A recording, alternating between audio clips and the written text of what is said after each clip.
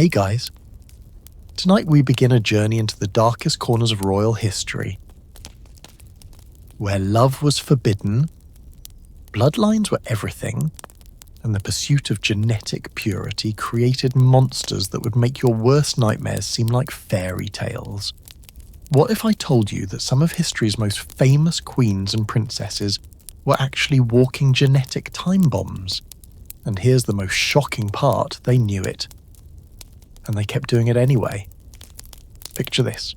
It's 1700 and you're attending the most exclusive wedding in Europe. The bride is stunning, draped in silk and diamonds. The groom is handsome, powerful, wealthy beyond imagination. But here's what would make your skin crawl. There are also first cousins, or siblings, or uncle and niece, and nobody bats an eye. Because in the twisted world of royal bloodlines, this isn't just normal. It's required. Quick favour before we dive deeper, if you're enjoying this twisted tale, hit that like button and subscribe. I'm genuinely curious though. Where are you right now? Your bed? Couch? Drop a comment and let me know what time it is where you are. Now dim those lights and let's uncover a royal secret that's more horrifying than any horror movie. For over 3,000 years, the most powerful families on Earth made a deal with the devil. They traded genetic diversity for political power, healthy children for pure bloodlines, and love for control. And the price? Brace yourself. Geneticists estimate that some royal families had a 70% infant mortality rate. That's 7 out of every 10 babies dying before age 5. Now, I know what you're thinking. Why would intelligent, powerful people choose to marry their own family members when they could have literally anyone in the world? The answer isn't what you might think. It wasn't about love, and it definitely wasn't about attraction. It was about something far more intoxicating than romance. It was about power that made them blind to human suffering. Let me paint you a picture of what pure blood really meant to these royal families. Imagine you're a king in ancient Egypt. Your kingdom spans thousands of miles. Your word is law, and people literally worship you as a god. Now, you have a son who will inherit this incredible power. But here's the problem. If he marries some random noble from another country, suddenly you're sharing that divine blood with outsiders. Your pure, godlike lineage gets diluted. So what's the solution? Keep it in the family. Literally. This wasn't just an Egyptian thing, either. From the misty highlands of Scotland to the golden palaces of Peru, royal families across the world came to the same twisted conclusion. Genetic purity was worth any price. And trust me, we're going to explore exactly what that price was. But here's where it gets absolutely insane. Can you guess how many generations the Ptolemies of Egypt kept this up? Try 300 years. 3 centuries of exclusively marrying within their own family. Brothers married sisters, uncles married nieces, and sometimes the family tree looked more like a family pretzel. By the time Cleopatra VII came along, the famous beauty from the movies, she was the product of over a dozen generations of incestuous relationships. Historians believe her coefficient of inbreeding was higher than what you'd get from crossing laboratory mice. And here's what will really blow your mind. These royal families weren't stupid. They had court physicians. They could see what was happening to their children. The deformities, the mental illness, the early deaths. It was all right there in front of them. But they kept doing it anyway. Because the alternative sharing power with common blood was unthinkable. Now let me ask you something. Can you imagine being born a princess?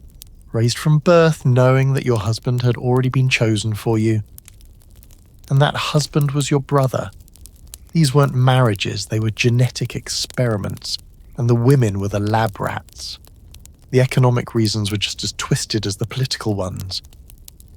When royal families married outside their bloodline, they had to share wealth, give dowries, create new alliances. But when they married within the family, everything stayed in the family.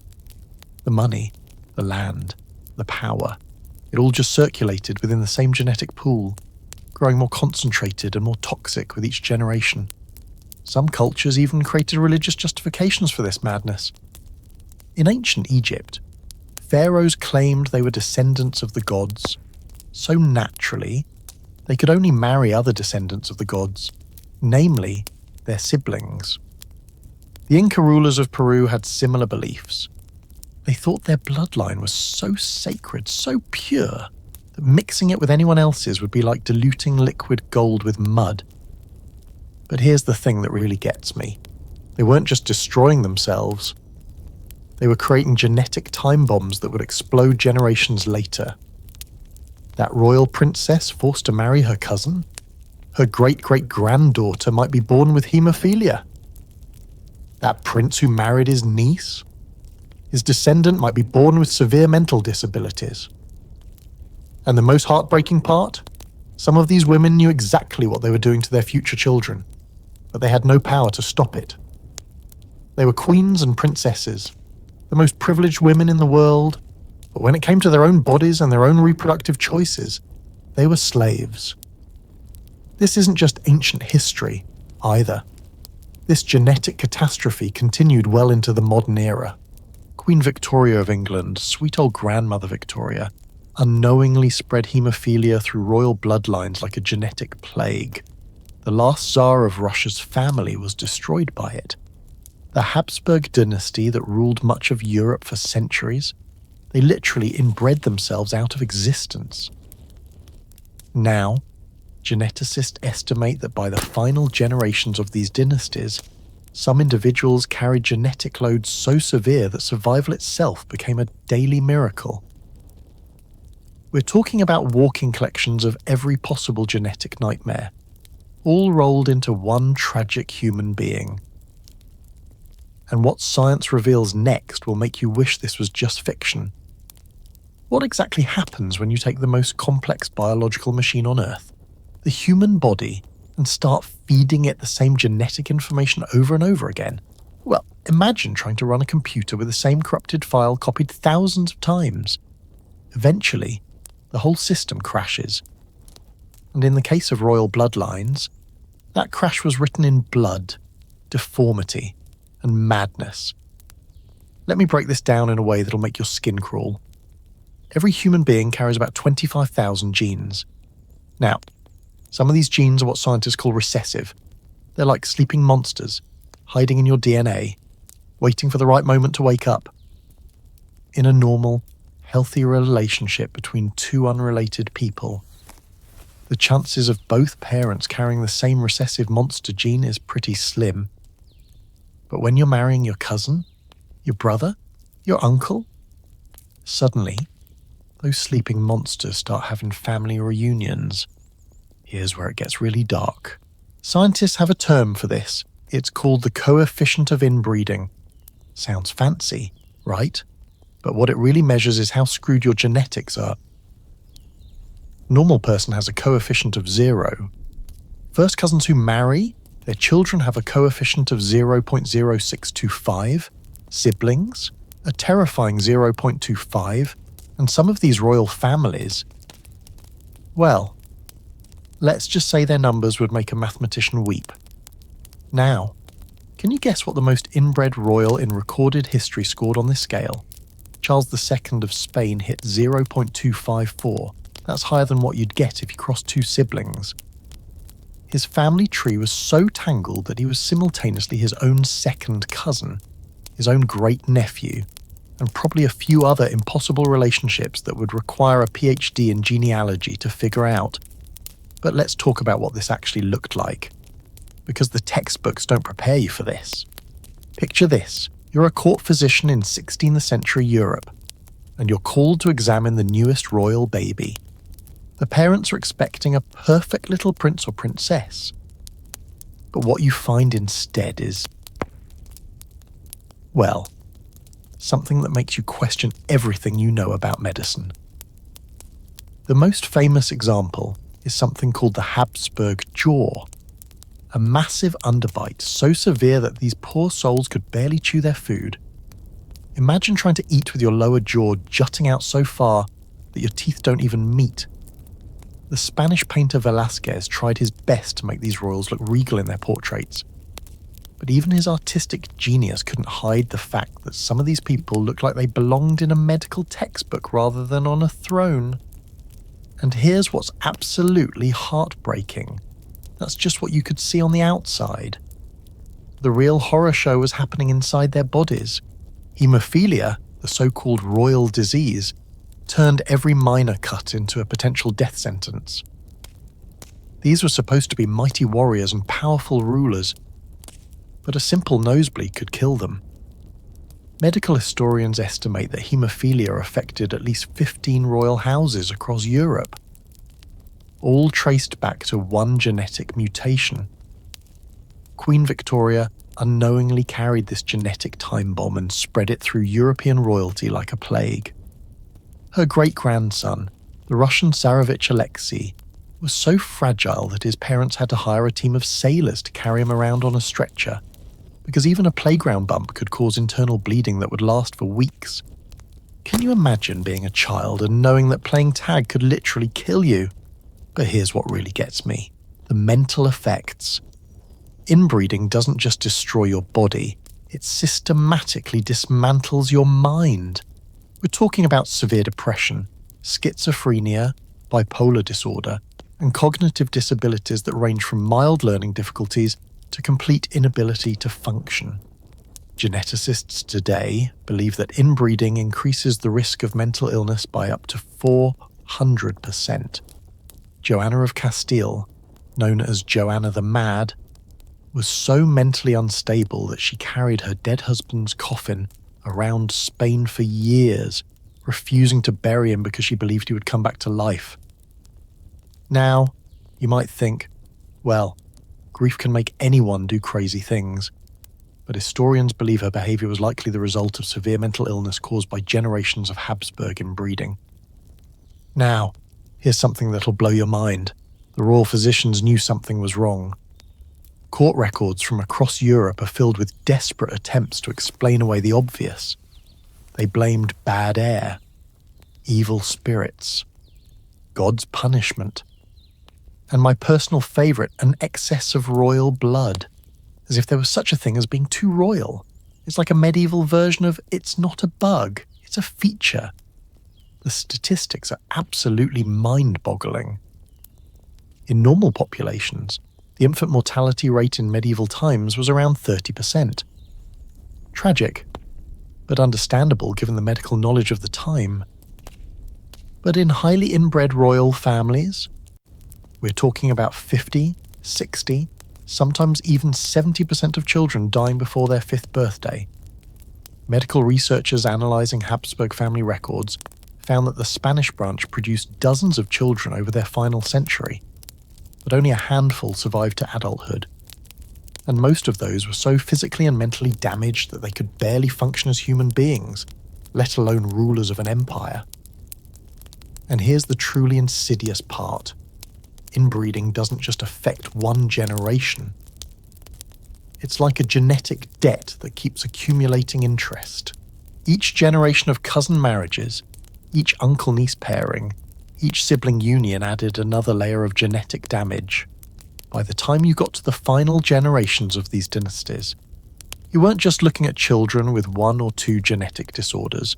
You were looking at walking collections of every possible genetic nightmare, all rolled into one tragic human being. Charles II of Spain is the perfect example of this genetic catastrophe in human form. This poor man was epileptic, probably mentally disabled, physically weak, and so inbred that he was literally incapable of producing children. His tongue was so large he could barely speak clearly. His jaw was so deformed he could barely eat solid food. He had digestive problems, kidney issues, and was probably impotent. The man who ruled one of the largest empires in world history was essentially a living medical emergency. But here's what breaks my heart the most about this whole story. None of these people asked for this. These weren't genetic disorders that just randomly appeared. They were deliberately created, generation after generation, by families who valued political power more than human suffering. Every deformed child, every mentally ill princess, every prince who bled to death from a minor cut, they were all preventable tragedies, sacrificed on the altar of pure blood. The most twisted part? Even when the evidence was overwhelming, even when entire bloodlines were dying out, these families kept doubling down on their genetic roulette. It's like watching someone play Russian roulette with a fully loaded gun, except instead of risking just their own life, they're risking the lives of their children, grandchildren, and great-grandchildren. And the women? Dear God, the women bore the worst of it. Not only were they forced into these marriages, but when their children inevitably came out damaged, guess who got blamed? Not the centuries of inbreeding, not the twisted family politics, the mothers. They were called cursed, accused of infidelity, sometimes even executed for producing defective heirs. It's victim blaming on a royal scale. Scientists today estimate that some of the final Habsburg children had genetic loads so severe that their DNA looked like it had been through a blender. We're talking about multiple recessive disorders, developmental abnormalities, immune system deficiencies, and neurological problems all stacked on top of each other like some kind of medical house of cards. But you know what's absolutely fascinating? Some of these genetic disasters became the most famous figures in history precisely because of their inbreeding. The mad kings and tragic queens of European history, most of them were just the predictable results of centuries of genetic Russian roulette. We've covered the science. We've seen the statistics. We've glimpsed the human cost. But now I want to tell you about one woman whose story will haunt you long after this video ends. She was supposed to be the most beautiful, most intelligent, most powerful woman in the ancient world. She spoke 9 languages, commanded fleets, and seduced the most powerful men of her time. But behind the legend of Cleopatra VII lies a genetic truth so disturbing, it will shatter everything you thought you knew about the last pharaoh of Egypt. Close your eyes for a moment and imagine the most beautiful woman who ever lived. Golden skin kissed by the Egyptian sun, eyes that could command armies, a voice so enchanting it could seduce the most powerful men in Rome.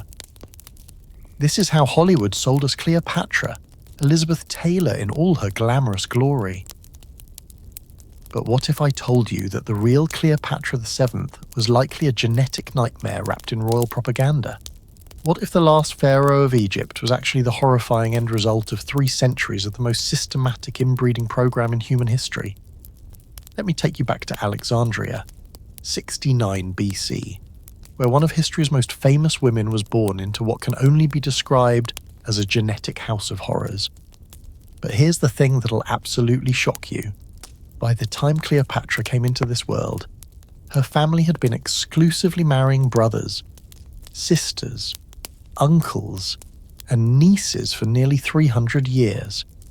Think about that for a second. 3 centuries.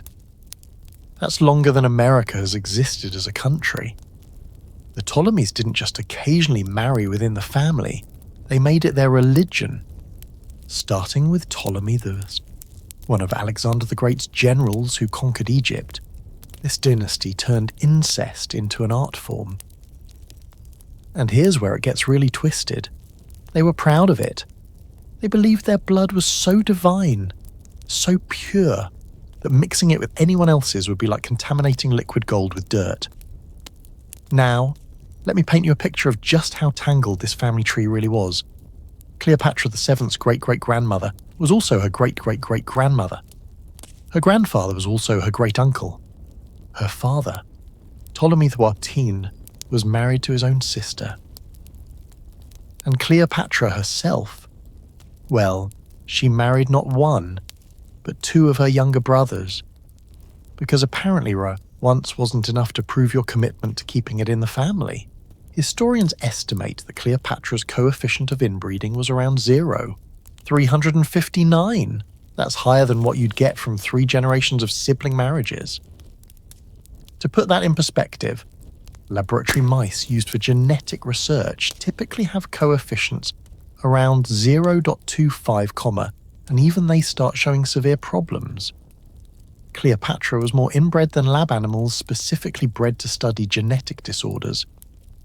But here's what's absolutely mind-blowing.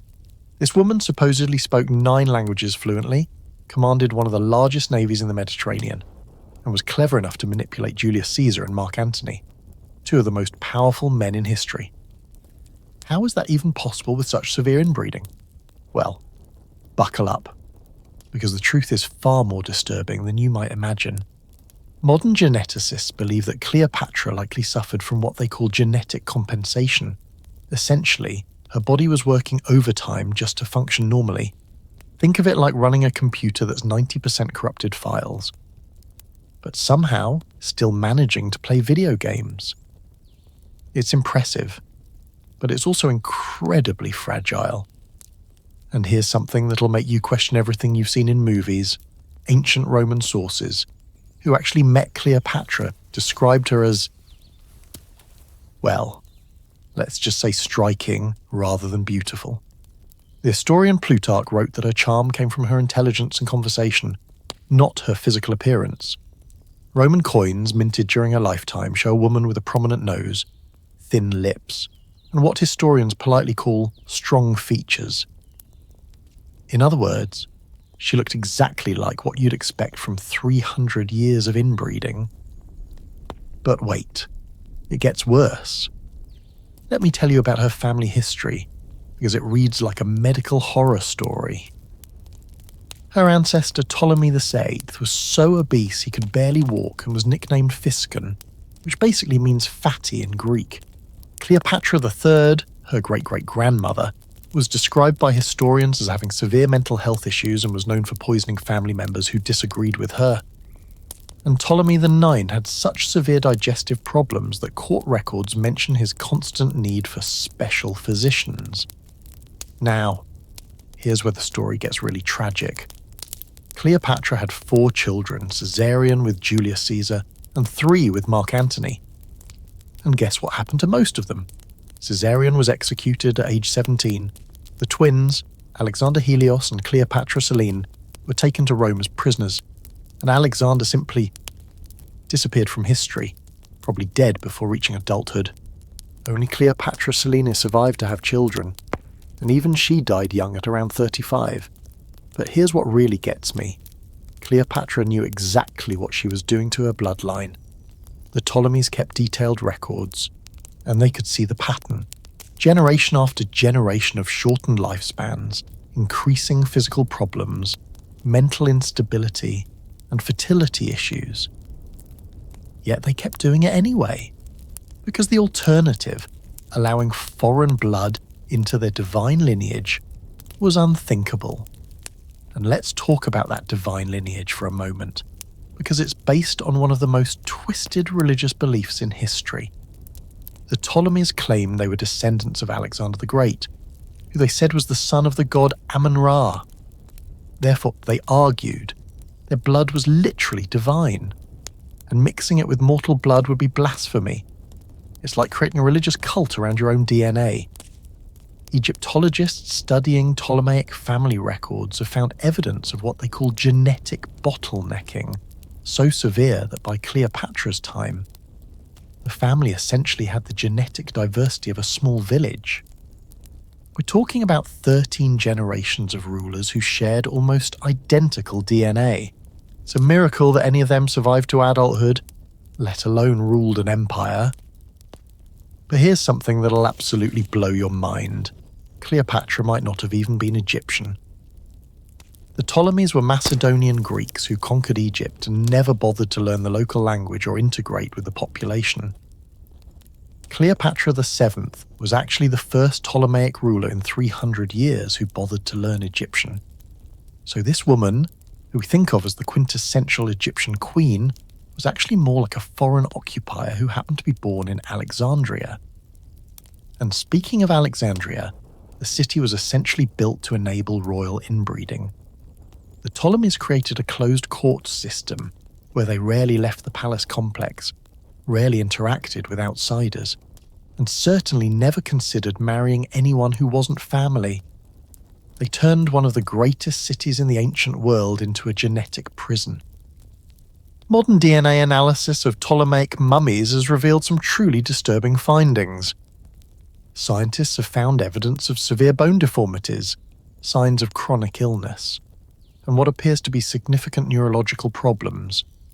One mummy, believed to be from Cleopatra's era, showed signs of hydrocephalus, fluid buildup in the brain that can cause severe mental impairment. But here's what's really twisted. Cleopatra was actually considered one of the healthier members of her family. Her father, Ptolemy the Poetun, was reportedly so weak and sickly that he had to be carried on a litter most of the time. Her sister Arsinoe IV was described as having strange mannerisms and difficulty speaking clearly. Her brother husband Ptolemy XIII died at age 10, probably from the genetic disorders that plagued the family. Now, you might be wondering, how did Cleopatra manage to seduce Julius Caesar and Mark Antony if she was so genetically compromised? Well, here's the thing. Power is the ultimate aphrodisiac. She wasn't just any woman. She was the pharaoh of Egypt, controller of the Mediterranean's grain supply, and one of the wealthiest people in the world. When you control that much power and money, physical appearance becomes somewhat irrelevant. But even her famous relationships tell a story of genetic desperation. Both Caesar and Antony were significantly older than her, and historians believe she chose them partly because she needed strong foreign allies to compensate for her family's obvious weakness. It wasn't really romance, it was genetic diplomacy. And here's the most heartbreaking part of Cleopatra's story. She probably knew she was the end of the line. Ancient sources suggest she had access to Greek medical texts that described the dangers of inbreeding. She would have seen the pattern in her own family: shorter lifespans, fewer children surviving to adulthood, increasing health problems with each generation. Yet she still married her brothers, because 300 years of tradition and religious belief were stronger than medical evidence. Cleopatra's death marked the end of not just the Ptolemaic dynasty, but one of history's longest and most systematic experiments in human inbreeding. When she died in 30 BC, she took with her 3 centuries of accumulated genetic damage that had turned one of the world's most powerful royal families into a cautionary tale about the dangers of genetic isolation. But Cleopatra's story is just the beginning. Because while the Ptolemies were busy destroying themselves in Egypt, another royal dynasty was just getting started with their own twisted experiment in genetic purity. The Habsburgs would take everything the Ptolemies learned about inbreeding and somehow make it even worse. Their 200-year reign of genetic terror would create some of the most physically and mentally damaged rulers in European history. If you thought the Ptolemies were the masters of genetic destruction, wait until you meet the Habsburgs, a family that turned inbreeding into a 200-year science experiment that would make Dr. Frankenstein look like an amateur. These weren't just any European nobles, they were the puppet masters of the continent, controlling Spain, Austria, the Holy Roman Empire, and half the known world. And they used that power to create what modern geneticists call the most catastrophic example of dynastic inbreeding in human history. Let me set the scene for you. It's 1500, and Europe is dominated by one family name, Habsburg. From the misty mountains of Austria to the golden courts of Spain, from the bustling ports of the Netherlands to the vast territories of the New World, Habsburg blood flows through the veins of emperors and kings. But here's the twisted part. It's all the same blood, circulating through the same genetic pool like water in a fish tank that's never been cleaned. Unlike the Ptolemies, who at least had the excuse of believing they were gods, the Habsburgs knew exactly what they were doing. They had access to the best medical knowledge of the Renaissance. They could read Greek and Roman texts about the dangers of inbreeding, and they had court physicians who documented every birth defect and genetic anomaly. Yet they chose to ignore all of it in favour of one obsession, keeping their empire within the family. And here's where it gets absolutely insane. Can you guess how many Habsburg marriages between 1450 and 1700 were between close relatives? Try 80%. That's 8 out of every 10 marriages happening between cousins, uncles and nieces, or even closer relations. They weren't just occasionally marrying within the family. They had systematically eliminated genetic diversity from their bloodline. The mastermind behind this genetic nightmare was Maximilian I, who came up with what historians call the Habsburg marriage strategy. Instead of conquering territories through war, they would simply marry their way to world domination. His motto, let others wage war, you fortunate Austria, marry, sounds romantic, right? Except the only people they were marrying were each other. Let me introduce you to the woman who would become the genetic grandmother of Europe's destruction, Margaret of Austria. This poor woman was married and widowed 3 times before age 24, and each marriage was to a close relative. She ended up raising several generations of Habsburg children, all of whom were taught that marrying outside the family was essentially treason against the dynasty. She created the educational system that would produce 200 years of genetically damaged rulers. But the real architect of Habsburg genetic catastrophe was Charles V, who ruled the largest empire in human history at that point. This man controlled Spain, Austria, the Netherlands, parts of Italy, and vast territories in the Americas. And what did he do with all that power? He used it to arrange marriages between his children and their own relatives, because God forbid any of that Habsburg blood should mix with inferior genetics. Now, here's something that'll make your skin crawl. Charles V's son, Philip II of Spain, married 4 times. Want to guess how many of those wives were his relatives? All 4. His first wife was his cousin Maria Manuela of Portugal. His second wife was his cousin Mary I of England. Yes, Bloody Mary. His third wife was his cousin Elizabeth of Valois. And his fourth wife, his own niece, Anna of Austria, who was 22 years younger than him. The man basically worked his way through his entire family tree. And the Habsburg women, they had it even worse than the Ptolemaic princesses. Take Anna of Austria, who we just mentioned. She was forced to marry her uncle Philip II when she was just 20 years old. She had 5 children with him. But here's the heartbreaking part. 4 of them died in infancy. And the one who survived, Philip III, was so mentally and physically weak that courtiers openly questioned whether he was capable of ruling an empire. But let me tell you about the Habsburg jaw, because this genetic deformity became so famous that it's literally named after the family. Medical historians studying Habsburg portraits have documented how this massive underbite got progressively worse with each generation. It started as a minor jaw malformation in the early Habsburgs, but by the 1600s, it had become so severe that some family members couldn't chew solid food or speak clearly. The Spanish court painter Diego Velázquez had to become a master of diplomatic portraiture, trying to make these genetically damaged rulers look regal and powerful. But even his artistic genius couldn't completely hide the fact that some of these people looked like medical anomalies. Modern forensic analysis of Habsburg portraits shows evidence of not just the famous jaw deformity, but also signs of intellectual disability, physical weakness, and what appears to be severe depression. Here's where the story gets really dark. The Habsburgs started keeping detailed medical records, and those records read like a genetic horror story.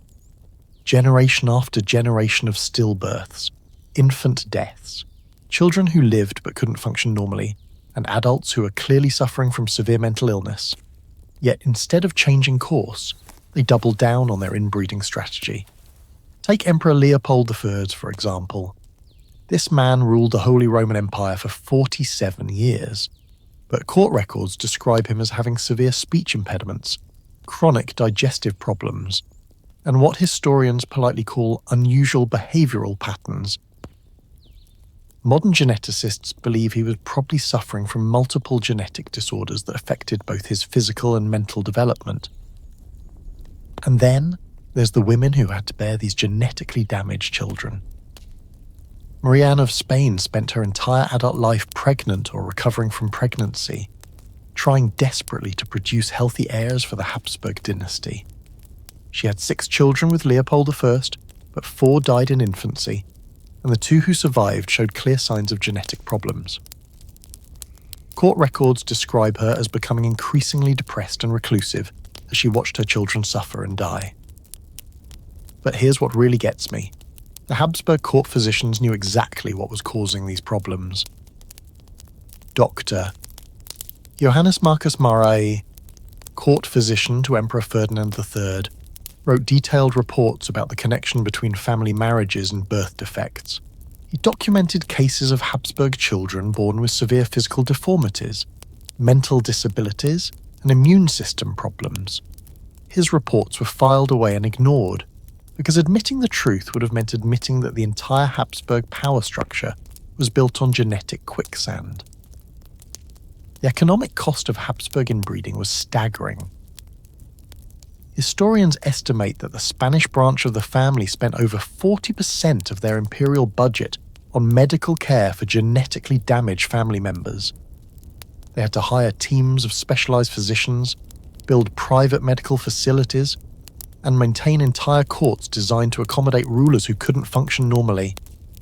It's like running a country while also operating a specialized hospital for genetic disorders.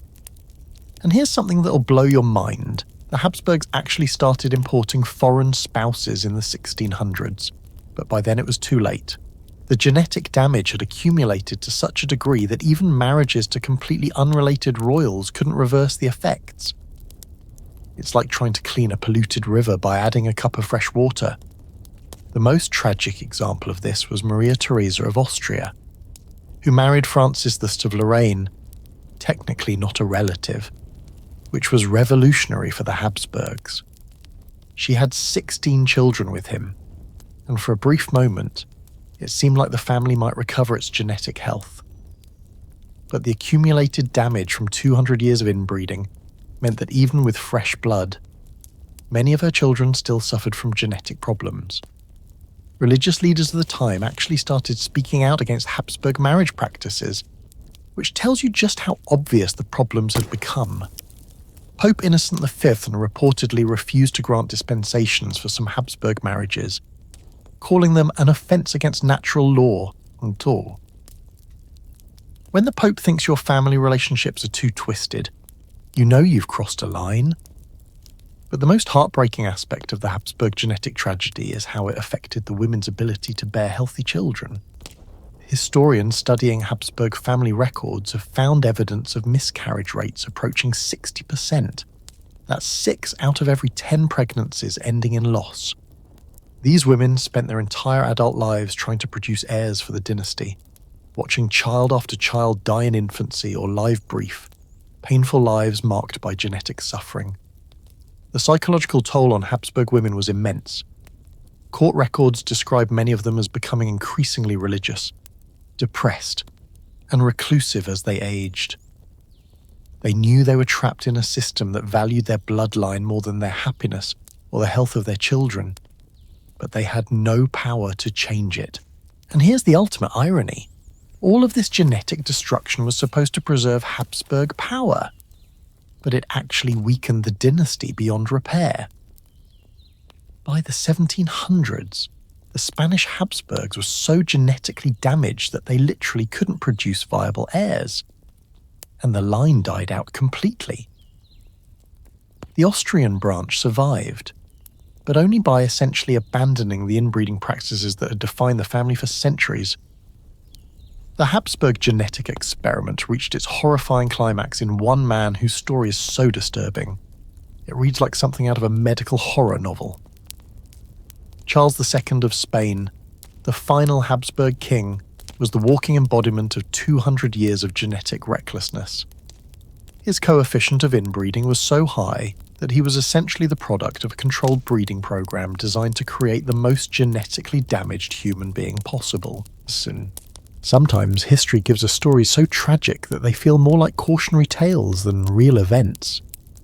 But in the case of Joanna of Castile, known to history as Joanna the Mad, we're looking at a woman whose descent into madness was likely written in her DNA long before she took her first breath.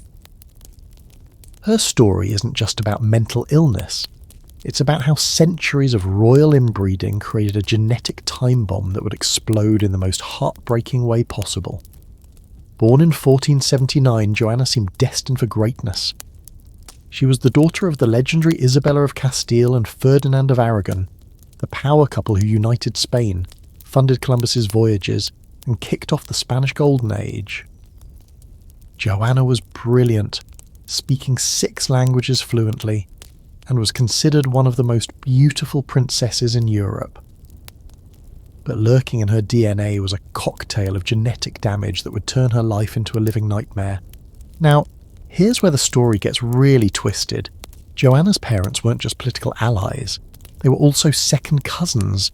Her grandmother, Isabella of Portugal, was the product of an uncle-niece marriage. Her great-grandmother was married to her own nephew. When geneticists today map out Joanna's family tree, they find the same names appearing over and over again, like a broken record of genetic recycling. But the real genetic catastrophe happened when Joanna married Philip the Handsome of Burgundy in 1496. This wasn't just any political marriage, it was the collision of 2 heavily inbred bloodlines. Philip's family, the Habsburgs, had their own centuries-long tradition of cousin marriages and sibling unions. When Joanna and Philip's DNA combined, it was like mixing 2 different types of toxic waste. At first, their marriage seemed like a fairy tale. Philip was indeed handsome, charming, and politically powerful. Joanna was completely infatuated with him. Historians describe her as being almost obsessively in love. But here's where modern psychiatrists believe her genetic predisposition to mental illness started manifesting. Her love for Philip showed all the signs of what we now recognise as bipolar disorder and obsessive-compulsive tendencies. Court records from the early years of their marriage describe Joanna's increasingly erratic behaviour. She would fly into violent rages if Philip so much as looked at another woman. She once attacked one of his mistresses with scissors, cutting off the woman's hair in a fit of jealous fury. Spanish ambassadors wrote back to her parents, expressing concern about the princess's strange humours and unnatural jealousies. But here's what makes Joanna's story so heartbreaking. She was acutely aware that something was wrong with her mind. Letters she wrote to her mother show a woman desperately trying to understand her own behaviour. She would apologise for her outbursts, promise to be better, and then descend even deeper into what she called her dark moods. It's like watching someone drown in their own genetics. The breaking point came in 1506 when Philip suddenly died at age 28, probably from typhoid fever, though some suspected poison. And this is where Joanna's story becomes the stuff of legends, but for all the wrong reasons. Instead of accepting her husband's death and moving on, Joanna's grief took on a form that even medieval standards considered abnormal. She refused to allow Philip's body to be buried. Instead, she had his coffin opened repeatedly so she could kiss and caress his corpse. Court physicians recorded that she would spend hours talking to Philip's decomposing body, asking his opinion on political matters and begging him to wake up. Modern psychiatrists believe this behaviour was likely the result of severe psychotic depression triggered by her genetic predisposition to mental illness. But it gets worse. Joanna decided to take Philip's body on a journey across Spain, believing that if she could get him to the right monastery, he would somehow come back to life. For 3 years, she travelled with a funeral procession that included Philip's corpse, stopping at convents and churches where she would demand the nuns pray for his resurrection. Historians estimate that this macabre journey covered over 600 miles and cost the Spanish treasury a fortune. Imagine trying to explain to foreign ambassadors why the Queen of Castile was touring the countryside with her dead husband's rotting corpse. It's no wonder that other European courts started questioning Spain's political stability. Here's what really breaks my heart about Joanna's story. Her own family used her mental illness as an excuse to seize power. Her father, Ferdinand, and later her son, Charles V, declared her unfit to rule and kept her confined in the castle of Tordesillas for the last 46 years of her life.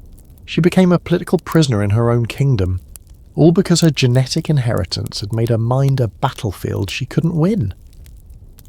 But here's something that modern historians have discovered. Joanna wasn't completely insane. During her decades of confinement, she wrote lucid letters about political affairs, showing a clear understanding of what was happening in her kingdom. Some scholars now believe that her madness was deliberately exaggerated by male relatives who wanted to rule in her place. It's like using someone's mental illness as a convenient excuse for a power grab. The conditions of Joanna's imprisonment were absolutely horrific. She was kept in a small suite of rooms in Tordesillas, rarely allowed visitors, and denied proper medical care. Court records describe her as becoming increasingly dishevelled and withdrawn, talking to herself and sometimes refusing to eat for days. But was this madness? Or was it the natural result of being isolated and mistreated for decades? Modern psychiatrists studying Joanna's case believe she suffered from what we now call bipolar disorder with psychotic features, a condition that has strong genetic components and was completely misunderstood in the 16th century. Her extreme mood swings, obsessive behaviours, and episodes of psychosis all fit the pattern of someone with severe mental illness, exacerbated by trauma and isolation. But here's what's really twisted. While Joanna was locked away as mad, her son Charles V was ruling one of the largest empires in history, despite showing many of the same genetic symptoms. He had severe speech impediments, digestive problems, and what courtiers described as melancholy fits that would last for weeks. But because he was male and politically useful, his symptoms were overlooked or explained away. The tragedy of Joanna's story isn't just personal, it's genetic. She had 6 children, and every single one of them showed signs of the mental instability that plagued the Habsburg Trastamara bloodline. Her daughter Catherine of Austria was described as having nervous disorders. Her son Ferdinand suffered from severe depression. Her daughter Mary of Hungary was known for her unstable temperament. The genetic damage was spreading like a virus through European royalty. What makes Joanna's case even more heartbreaking is that 16th century medicine had no understanding of mental illness as a medical condition. They believed madness was caused by evil spirits, divine punishment, or an imbalance of bodily humours. The idea that it could be inherited, or that it might be connected to inbreeding, was completely foreign to medieval thinking. Spanish court records from Joanna's time describe various treatments that were attempted, ranging from exorcisms to bloodletting to forced cold baths. None of these helped, of course, and many probably made her condition worse. It's like trying to treat diabetes with prayer and leeches. The suffering was real, but the understanding was non-existent. But here's something that'll absolutely blow your mind. Recent genetic studies of Habsburg family members have found evidence of what scientists call genetic load, so severe that mental illness was almost inevitable. Researchers estimate that by Joanna's generation, the accumulation of harmful recessive genes had reached a tipping point where normal brain function became almost impossible. The most tragic aspect of Joanna's story is how it was used to justify centuries of discrimination against women with mental illness. Her case became the template for declaring inconvenient female rulers mad and stripping them of power. It's like her genetic tragedy became a political tool that would be used against women for generations. And yet, in her lucid moments, and there were many, Joanna showed flashes of the brilliance that might have made her a great ruler.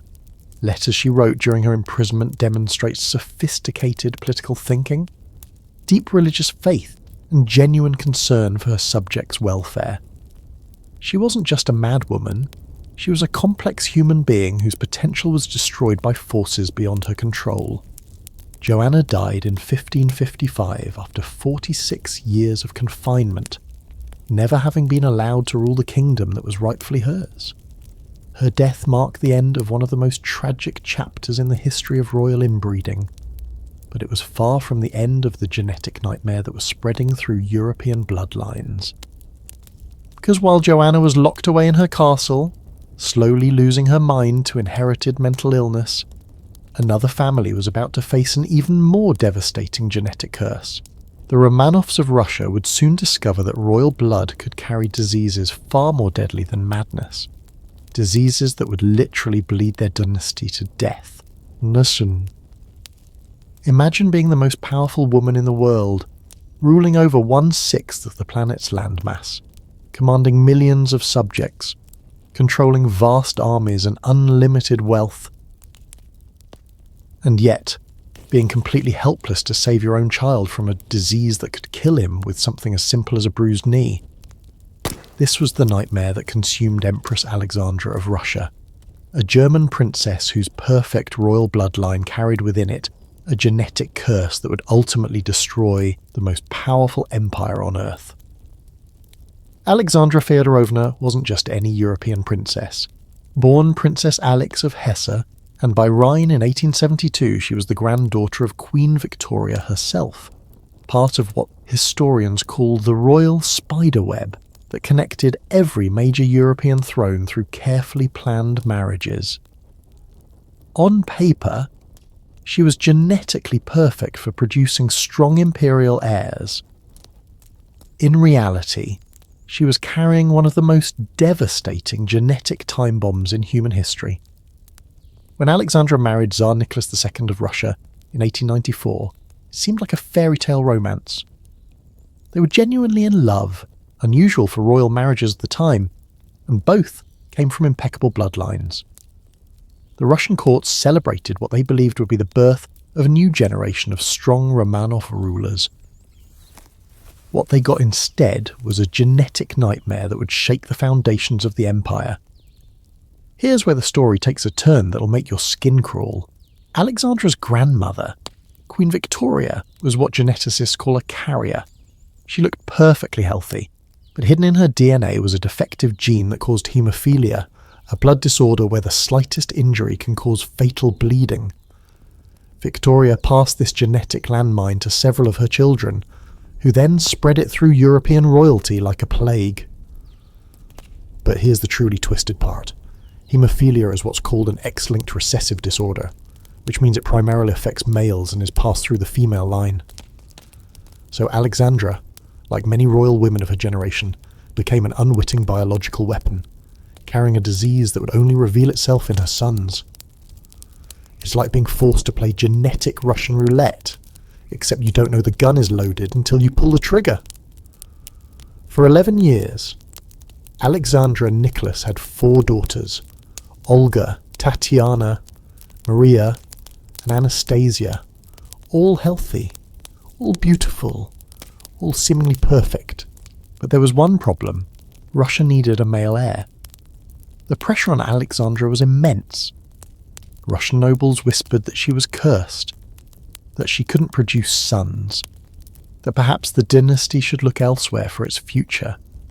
Little did they know that Alexandra's curse was actually her salvation, because every daughter that wasn't a son was a life spared from genetic torment. Then, in 1904, their prayers were seemingly answered. Alexandra gave birth to Alexei Nikolaevich, the long-awaited Tsarevich, heir to the Russian throne. The empire celebrated. Cannons fired in salute. The future of the Romanov dynasty seemed secure.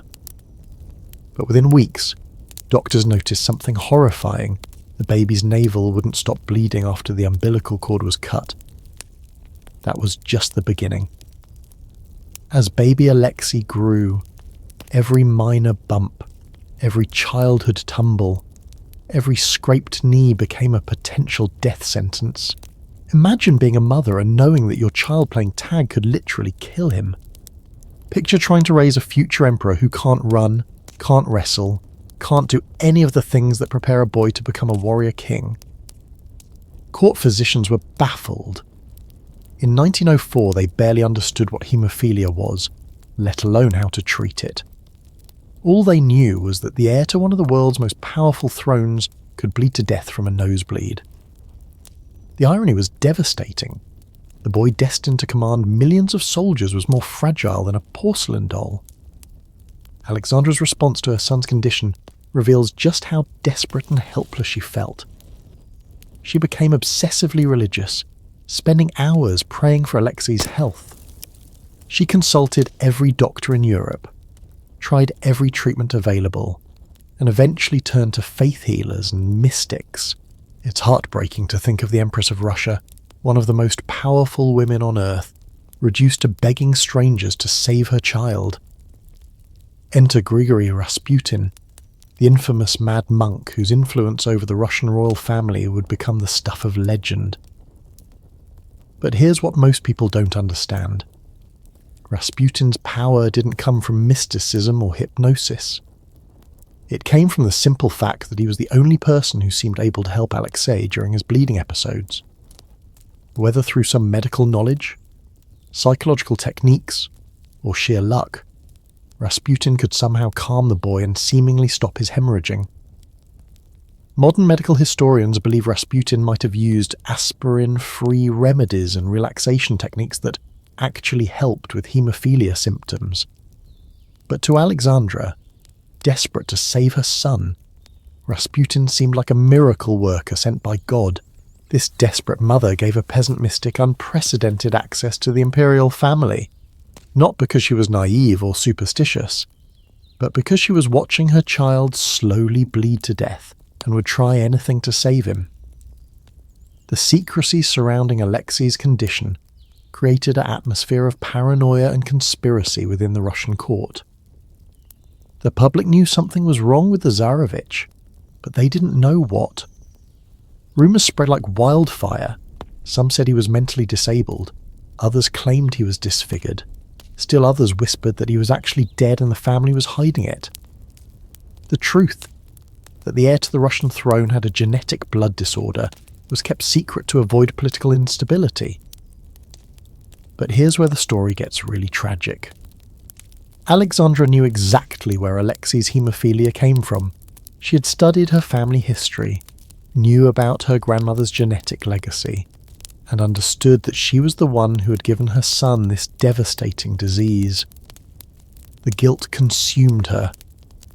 Russian court records describe her becoming increasingly withdrawn, depressed, and obsessed with protecting Alexei from any possible injury. The boy himself grew up knowing he was different, but not fully understanding why. Court tutors described Alexei as bright and charming, but also noted his frustration at being unable to participate in normal childhood activities. Imagine being told you're destined to rule an empire, but you can't even ride a horse without risking your life. The psychological toll on this child must have been enormous. Meanwhile, European royalty was beginning to understand the scope of the genetic disaster Queen Victoria had unleashed. Alexandra's nephew, Prince Leopold of Battenberg, died from haemophilia at age 33. Her nephew, Prince Maurice of Battenberg, died from complications related to the disease.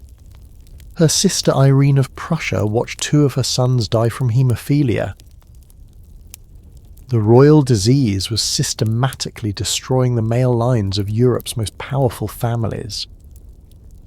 But the political implications were even more devastating than the personal tragedy. Alexei's haemophilia meant that the succession of the Russian Empire was constantly in question.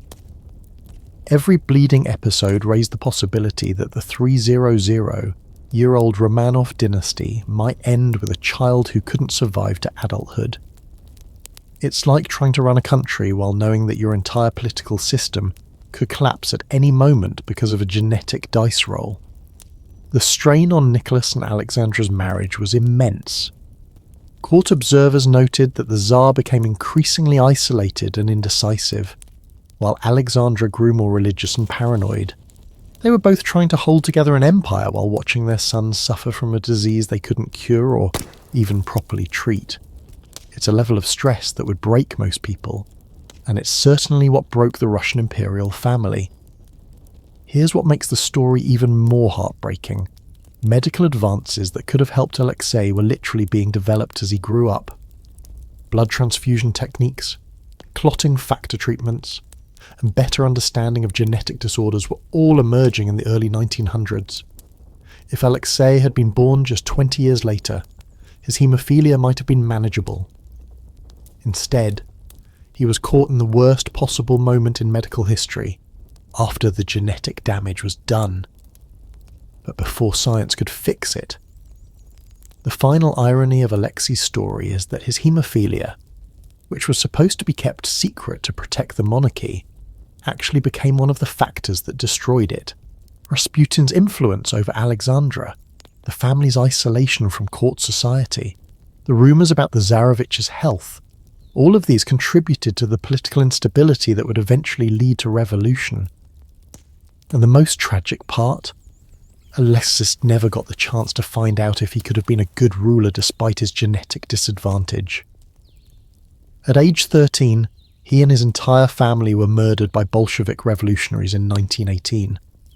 The genetic curse that Queen Victoria had unleashed didn't just kill individual children, it helped topple one of the world's oldest monarchies. But Alexei's story is just one branch of a much larger genetic catastrophe. Because while the Romanovs were bleeding to death in Russia, the woman who'd started it all, Queen Victoria herself, was busy spreading her genetic curse to every corner of European royalty. The grandmother of Europe had created a spiderweb of genetic destruction that would entangle royal families for generations to come. They called her the grandmother of Europe, and on the surface, it sounded like an endearing nickname for a beloved matriarch who connected the royal families of an entire continent. But Queen Victoria's true legacy is far more sinister than any fairy tale would have you believe. This seemingly innocent elderly woman, with her black mourning dress and stern expression, was actually the genetic patient zero of one of history's most devastating hereditary diseases, and she spread it through European royalty like a biological weapon, disguised as marriage diplomacy. Victoria wasn't supposed to be queen at all. Born in 1819, she was fifth in line to the throne, and nobody expected this small, stubborn girl to inherit the British Empire. But death has a way of reshuffling royal succession, and by age 18, Victoria found herself ruling over 1/4 of the world's population. What nobody could have predicted was that her genetic legacy would prove far more destructive than any war or political crisis her empire would ever face. Here's where the story gets really twisted. Victoria was already the product of inbreeding. Her parents, the Duke of Kent and Princess Victoria of Saxe-Coburg-Saalfeld, were first cousins. Her grandfather, King George III, had married his German cousin Charlotte. The royal genetic pool was already getting murky by the time Victoria came along, but she would be the one to turn it into a cesspool of hereditary disease. The first sign that something was wrong came early in Victoria's reign. Her 8th child, Prince Leopold, was born in 1853, and from infancy, he suffered from mysterious bleeding episodes. Court physicians were baffled. This wasn't just slow healing or easy bruising, this was life-threatening hemorrhaging from the smallest injuries. One minor fall could put the prince in bed for weeks, fighting for his life. What Victoria and her doctors didn't understand was that she had become the first known carrier of haemophilia in the British royal family. This genetic mutation had either appeared spontaneously in her DNA or had been lurking in her family line, waiting for the right combination of inbreeding to surface. Either way, Victoria was now carrying a genetic time bomb that would explode across European royalty for generations. But here's what makes Victoria's story so devastating. She didn't just pass this disease to one child, she had 9 children total, and at least 3 of them either had haemophilia or carried the gene. Prince Leopold suffered from the disease directly. Princess Alice and Princess Beatrice became carriers, unknowingly spreading the curse to their own children. It's like Victoria was running a genetic lottery where half the tickets were death sentences. Now, here's where Victorian marriage politics turned into a genetic nightmare. Victoria's children didn't just marry for love, they married to create political alliances across Europe. Every royal wedding was essentially a diplomatic treaty sealed with DNA. And Victoria, being the controlling matriarch she was, personally arranged most of these marriages, unknowingly spreading haemophilia to the ruling families of Germany, Russia, and Spain. Let me paint you a picture of just how extensive Victoria's genetic web became. Her daughter Alice married Louis IV of Hesse and unknowingly passed haemophilia to several of her children, including the future Empress Alexandra of Russia. Her daughter Beatrice married Prince Henry of Battenberg and spread the disease to the Spanish royal family. Meanwhile, her son Leopold, despite his own haemophilia, managed to have children who carried the gene further into European nobility. The most chilling part? Victoria seemed completely unaware of the genetic destruction she was orchestrating. Letters she wrote to her children show a grandmother concerned about typical royal marriage politics territory. Money, religious compatibility, but never once mentioning the possibility that she might be condemning their children to genetic suffering. It's like watching someone unknowingly poison an entire family reunion. By the 1890s, the scope of Victoria's genetic legacy was becoming horrifyingly clear. Her grandson, Kaiser Wilhelm II of Germany, was born with a withered arm, possibly another genetic consequence of royal inbreeding.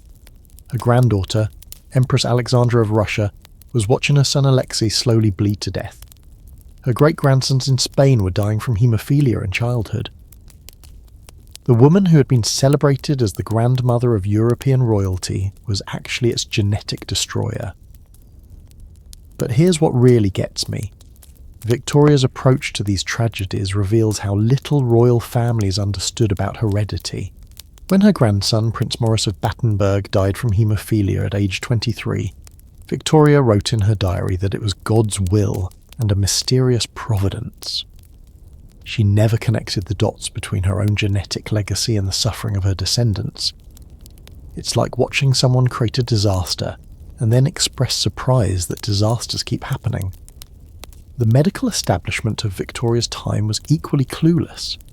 Court physicians diagnosed haemophilia as everything from nervous disorders to weak constitutions to bad blood.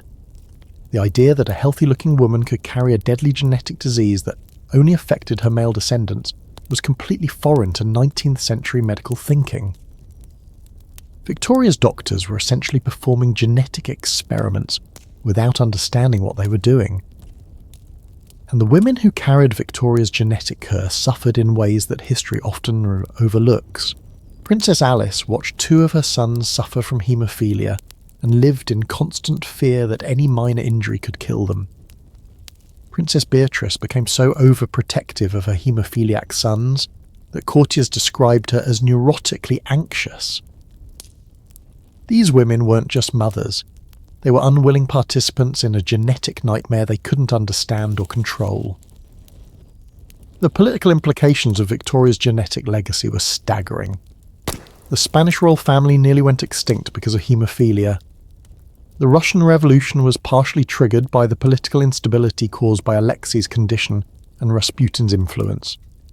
The German Kaiser's psychological issues, possibly connected to his physical deformities, may have contributed to the aggressive policies that led to World War I.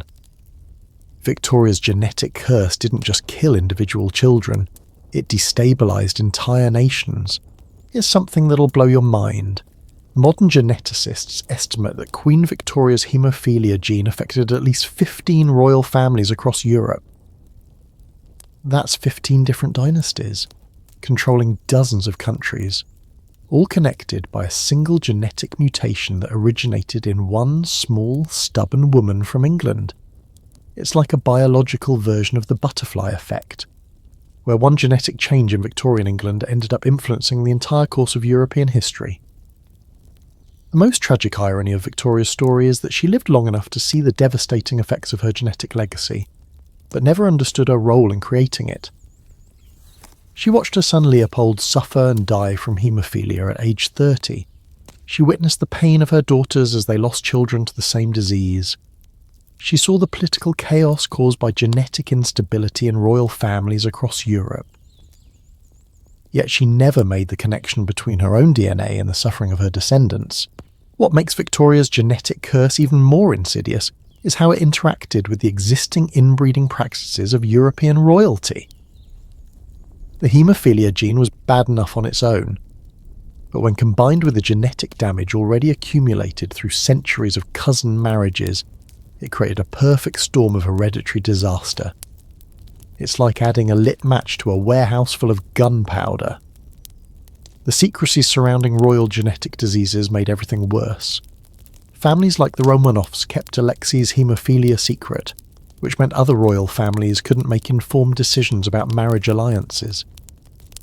If Victoria's descendants had been honest about their genetic inheritance, some of the worst tragedies might have been prevented. Instead, the culture of royal secrecy turned genetic roulette into genetic genocide. And here's what's really heartbreaking. Many of Victoria's descendants who suffered from her genetic legacy were remarkable people who might have achieved great things if not for their hereditary burdens. Prince Leopold was brilliant and politically astute, but haemophilia killed him at 30. Alexei of Russia showed signs of intelligence and leadership, but his bleeding disorder made him a political liability. The genetic curse didn't just end lives, it stole potential from an entire generation of European leaders. Victoria died in 1901, convinced she had been a successful monarch and loving grandmother. Her funeral was attended by representatives from every royal family in Europe, many of them unknowingly carrying her genetic time bomb in their DNA. She never knew that her greatest legacy wouldn't be the British Empire or constitutional monarchy, but a hereditary disease that would haunt European royalty for decades to come. But even as Victoria's genetic curse was spreading through the palaces of Europe, another royal family was about to prove that sometimes truth is stranger than fiction. The Borgias of Renaissance Italy would show the world that when it comes to royal family scandals, genetic inbreeding was just the beginning. When you think of the most scandalous family in history, the Borgias probably come to mind, a name synonymous with murder, corruption, and forbidden lust that makes even the most twisted soap opera look tame. But buried beneath centuries of sensational rumours and Renaissance gossip lies a genetic truth that's somehow even more disturbing than the legends. Lucretzia Borgia, the woman whose name became a byword for papal scandal, may have been the victim of the same royal inbreeding curse that we've been exploring, except her family took it to levels that would make even the Habsburgs blush. Now, before we dive into this rabbit hole, let me be clear. Separating fact from fiction with the Borgias is like trying to untangle a spiderweb in the dark. They lived during the Renaissance, when political enemies routinely spread the most outrageous rumours imaginable. And the Borgias had more enemies than anyone else in Europe. But even when we strip away the obvious propaganda, what remains is still absolutely jaw-dropping. Rodrigo Borgia, who became Pope Alexander VI in 1492, was already breaking every rule in the Vatican playbook. Popes weren't supposed to have children, let alone acknowledge them publicly. But Rodrigo didn't just have children, he had at least 7 that we know of, and he treated them like Renaissance royalty, arranging marriages and political alliances as if he were running a dynasty rather than leading the Catholic Church. Here's where the story gets genetically interesting. The Borgias were Spanish nobility who had been practicing strategic inbreeding for generations before Rodrigo ever set foot in Italy. They were obsessed with keeping their bloodline pure and their wealth concentrated, which meant cousin marriages were not just common but expected. By the time Rodrigo's children came along, they were already carrying several generations' worth of genetic baggage. Enter Lucretzia Borgia, born in 1480, who had become the most famous, or infamous, woman of the Renaissance. But here's what most people don't know. The scandalous stories about Lucretzia that have survived for 500 years might actually be covering up an even darker truth about genetic manipulation and family control that goes far beyond simple political corruption. The first red flag appears in how the Borgia family treated marriage and reproduction. Lucretzia was married 3 times before age 23, and here's where it gets weird. Each marriage was annulled or ended under mysterious circumstances, always right around the time she might have been expected to produce children with genetic ties outside the immediate Borgia circle. It's like someone was systematically preventing her from diluting the family bloodline. Her first marriage, to Giovanni Sforza, was annulled after 2 years on grounds of non-consummation. But Sforza himself publicly claimed that the real reason was that Pope Alexander wanted Lucretzia available for more intimate relations within the family. Now, this could be political slander, but medical historians note that Lucrezia's behaviour patterns during this period show signs of severe psychological distress consistent with someone trapped in an abusive family dynamic. The second marriage, to Alfonso of Aragon, ended when Alfonso was mysteriously murdered, allegedly on orders from Lucrezia's brother Cesare. Again, this happened just as Lucrezia might have been expected to strengthen her marriage through childbearing. The pattern is starting to look less like political manoeuvring and more like genetic control.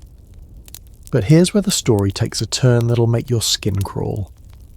Contemporary sources, including diplomatic letters and church records, contain persistent rumours about the relationship between Lucrezia and her father Pope Alexander, and between Lucrezia and her brother Cesare. Now, these could be enemy propaganda. The Borgias had plenty of people who wanted to destroy their reputation. But geneticists studying Renaissance noble families have found that accusations of incest were rarely made up from whole cloth, because they were too easy to disprove if false. What makes these rumours particularly disturbing is how they fit the pattern we've seen in other royal families. When dynasties become obsessed with genetic purity, when they've already been inbreeding for generations, the boundaries of acceptable family relationships start to blur. The Borgias may have simply taken the logical next step in a process that had been building for decades. Modern historians examining Vatican archives have found records suggesting that Lucrezia gave birth to at least one child whose paternity was unclear. Church documents refer obliquely to a mysterious child born around 1498, when Lucrezia would have been 18. The child, known as Giovanni Borgia, was publicly acknowledged by Pope Alexander as his son, but contemporary sources suggest the biological father might have been someone much closer to Lucrezia's age. The fact that a pope publicly claimed paternity of a child who wasn't his suggests the alternatives were even more scandalous. Here's what really gets me about Lucrezia's story. She was one of the most highly educated women of her time. Fluent in multiple languages, politically astute, and by all accounts genuinely intelligent. Yet she spent her entire adult life trapped in a family dynamic that seems designed to maximize both political power and genetic control. It's like watching someone brilliant slowly being destroyed by forces beyond her control. The psychological toll on Lucrezia was evident to contemporary observers. Diplomatic reports describe her as having periods of what they called melancholy and strange behaviours that modern psychologists recognise as symptoms of severe trauma and depression. She reportedly had episodes where she would lock herself in her rooms for days, refusing to see anyone, and other times when she would engage in behaviour that even Renaissance standards considered inappropriate. But here's the truly twisted part. The Borgia family seems to have used Lucrezia's reputation for scandal as a kind of genetic cover story. If everyone believes she's a murderess and a seductress, no one's going to look too closely at the real pattern of genetic manipulation happening within the family. It's like hiding genetic crimes behind ordinary crimes. The evidence for systematic inbreeding within the Borgia family becomes clearer when you look at the medical histories of Lucrezia's children. Her son Rodrigo died at age 12 from what contemporary accounts describe as mysterious ailments that sound suspiciously like genetic disorders. Her other children showed signs of the physical and mental problems we've seen in other inbred royal lines: developmental delays, unusual physical features, and shortened lifespans. And here's something that'll blow your mind. Recent archaeological analysis of Borgia family remains has found evidence of what scientists call genetic bottlenecking, similar to what we've seen in the Habsburg and Ptolemaic dynasties. The Borgias weren't just occasionally marrying within the family, they were systematically eliminating genetic diversity from their bloodline. The religious implications of Borgia inbreeding were particularly twisted. Here was a family that controlled the Catholic Church, an institution that officially condemned incest as one of the worst possible sins, while potentially practicing it themselves. It's like having the chief of police running a crime syndicate. The hypocrisy is almost more shocking than the original crime. What makes Lucrezia's story even more tragic is that she eventually escaped the Borgia genetic trap, but only after years of psychological damage. Her third marriage, to Alfonso d'Este Ferrara, was apparently a genuine political alliance with no close genetic relationship. She seems to have found some measure of happiness in Ferrara, where she became a patron of the arts and lived a relatively normal life. But by then, she was in her 20s, and the damage from years of family manipulation was already done.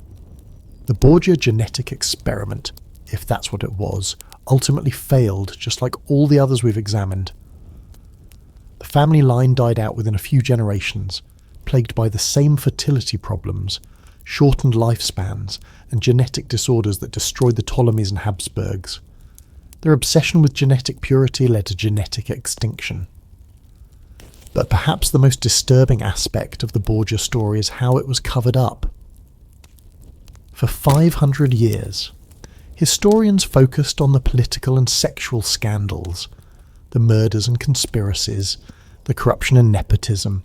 All of that makes for great storytelling, but it might have been hiding something even worse, a systematic attempt to control human genetics that was centuries ahead of its time, conducted by a family that controlled both vast political power and moral authority. Lucretzia died in 1519 at age 39, which was actually a relatively long life for someone from such a genetically damaged bloodline. But her story raises questions that go far beyond Renaissance politics. If the Borgias were really practicing systematic inbreeding while controlling the Catholic Church, what does that say about the relationship between religious authority and genetic manipulation? And if these rumours were just propaganda, why were they so persistent and detailed? We may never know the full truth about Lucrezia Borgia and her family's genetic secrets. But what we do know is that the Renaissance, for all its artistic and intellectual achievements, was also a time when some of the most powerful families in Europe were conducting genetic experiments that would make modern scientists recoil in horror. And while the Borgias were busy scandalizing Italy with their alleged crimes against morality, another ancient civilization had been perfecting the art of royal inbreeding for over 3,000 years. Long before the Habsburgs ever dreamed of their twisted family marriages, before the Borgias scandalized Renaissance Italy, and even before Cleopatra's doomed dynasty collapsed into genetic ruin, the ancient Egyptians had already perfected the art of royal inbreeding for over 3 millennia. What we're about to explore isn't just the story of one dynasty like the Ptolemies, it's the chronicle of an entire civilization that turned brother-sister marriage into a sacred duty, creating the longest-running genetic experiment in human history. Picture this, it's 3100 BC, and the very first pharaoh, Narmer, is establishing what would become the most enduring monarchy in human history. From that moment until Cleopatra's death over 3,000 years later, Egyptian royalty would follow one unbreakable rule: the blood of the gods must never be contaminated by mortal DNA. What they created was a genetic time capsule that would preserve not just their culture, but also their hereditary diseases, for longer than any other civilization on Earth. The Egyptians didn't stumble into inbreeding by accident or political convenience like European royalty would later do. They built their entire religious and political system around it.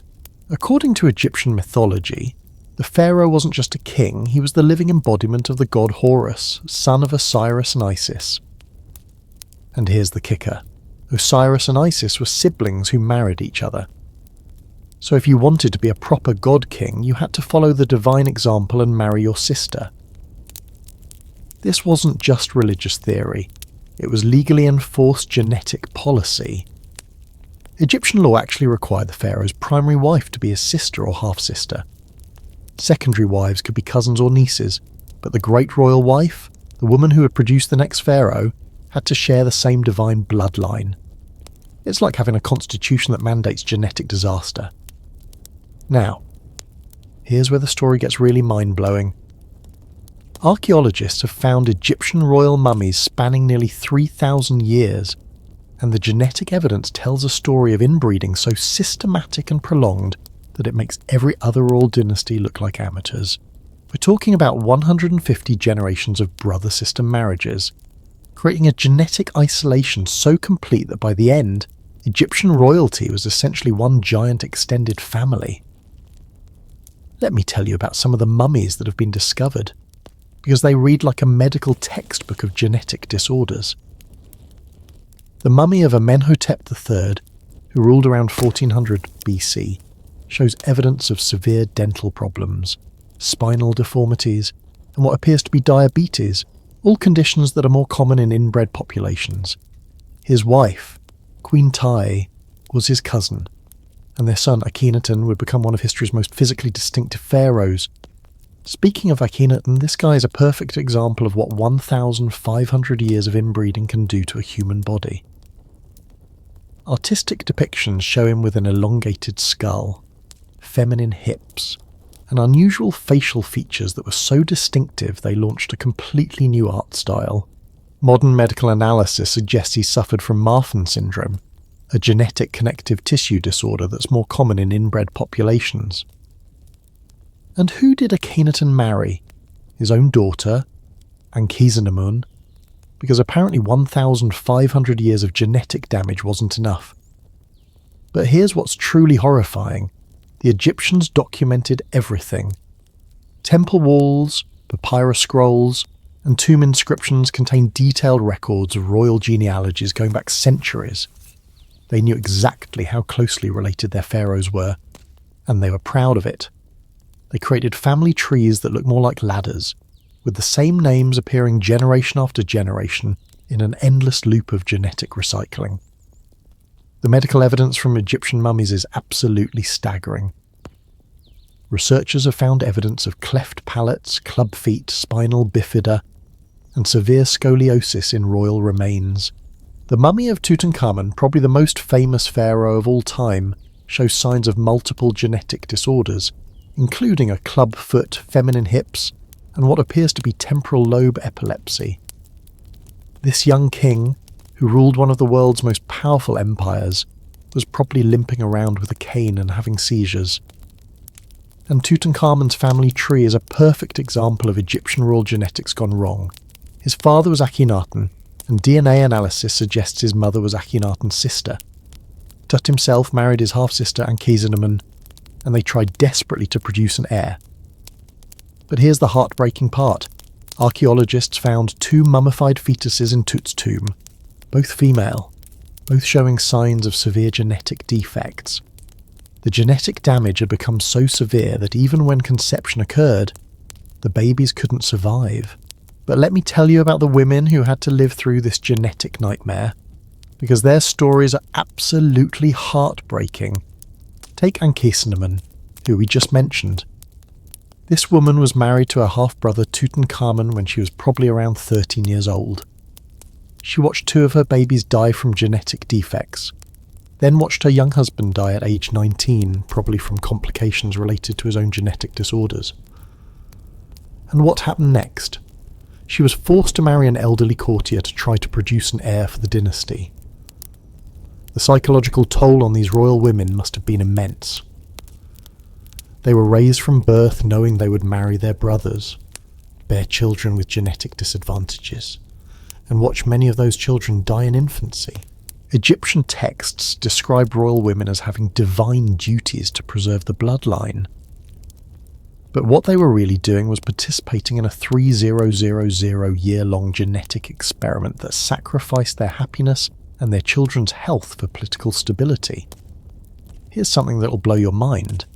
The Egyptians actually developed medical treatments specifically for genetic disorders that were common in the royal family. Papyrus medical texts describe remedies for conditions that sound suspiciously like the genetic problems we see in royal mummies. They had treatments for seizures, bone deformities, and reproductive problems, suggesting that these issues were common enough to require specialized medical knowledge. The religious justification for Egyptian royal inbreeding was so deeply embedded in their culture that it survived political upheavals, foreign invasions, and dynasty changes. When the Greeks conquered Egypt and established the Ptolemaic dynasty, they didn't abandon the practice, they embraced it, thinking it would legitimize their rule. The Romans were horrified by Egyptian marriage customs, but even they couldn't change a tradition that had been 3,000 years in the making. But here's what's really fascinating. Egyptian royal inbreeding created a unique genetic signature that archaeologists can now track through DNA analysis. Scientists studying mummies have found that by the end of the pharaonic period, Egyptian royalty had lost so much genetic diversity that they were essentially genetic clones of their ancestors from centuries earlier. It's like they had created a time machine that preserved not just their culture, but their DNA. The fertility problems that plagued later Egyptian dynasties tell the whole story. By the time of the Ptolemies, royal women were having trouble conceiving. Children were dying in infancy at catastrophic rates, and the few who survived to adulthood were often too physically or mentally impaired to rule effectively. The genetic experiment that was supposed to preserve divine bloodlines had actually made them extinct. And here's the ultimate irony. The Egyptians believed that inbreeding would make their rulers more godlike, but it actually made them more vulnerable than ordinary humans. While common Egyptians developed resistance to diseases through genetic diversity, the royal family became sitting ducks for any illness or genetic disorder that came along. They had traded genetic strength for genetic purity, and the result was genetic disaster. The most tragic aspect of Egyptian royal inbreeding is how long it lasted. We're not talking about a few generations of genetic experimentation. This was 3,000 years of systematic genetic isolation. That's longer than Christianity has existed, longer than written history in most parts of the world. The Egyptians created the most sustained genetic experiment in human history, and the results were absolutely devastating. But even as the Egyptian experiment was slowly destroying itself through millennia of genetic isolation, another civilization on the other side of the world was about to take royal inbreeding to heights that would make even the pharaohs blush. High in the Andes Mountains, the Inca Empire was developing its own twisted version of divine marriage that would make brother-sister unions look like the height of genetic responsibility. Picture an empire that stretched across mountains so high they touched the clouds, ruling over millions of people scattered across Peru, Ecuador, Bolivia, and Chile. Now imagine that this incredible civilization, one of the most sophisticated in pre-Columbian America, was governed by a genetic system so extreme it made Egyptian pharaohs look progressive. Welcome to the Inca Empire, where the royal family didn't just marry siblings. They created a breeding hierarchy that turned genetic purity into a literal religion of the sun. High in the Andes, at an altitude where most people struggle to breathe, the Inca developed a concept of divine bloodline that went far beyond anything we've seen so far. The Sapa Inca, the emperor, wasn't just a political leader or even a living god. According to Inca religion, he was the direct descendant of Inti, the sun god himself. His blood was so sacred that it literally glowed with divine light, and mixing it with mortal blood wasn't just politically unwise, it was cosmic blasphemy. But here's where the Inca system gets absolutely mind-blowing. They didn't just require the emperor to marry his sister, they created an entire social hierarchy based on genetic closeness to the sun god. The closer your bloodline was to the original divine family, the higher your social status.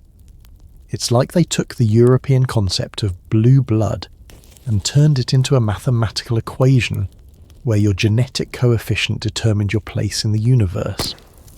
The most sacred marriage in the Inca Empire was between the Sapa Inca and his primary wife, the Koya, who was always his full sister. Not a half-sister, not a cousin, his full sister, sharing exactly the same parents and the same divine bloodline. Spanish conquistadors who witnessed these marriages were absolutely horrified. And these were men who had seen some pretty twisted stuff in Europe. But for the Inca, this wasn't just normal, it was the cornerstone of their entire civilization. Let me tell you about Mama Ocolo, one of the most famous Inca queens, whose story reads like something out of a genetic horror novel.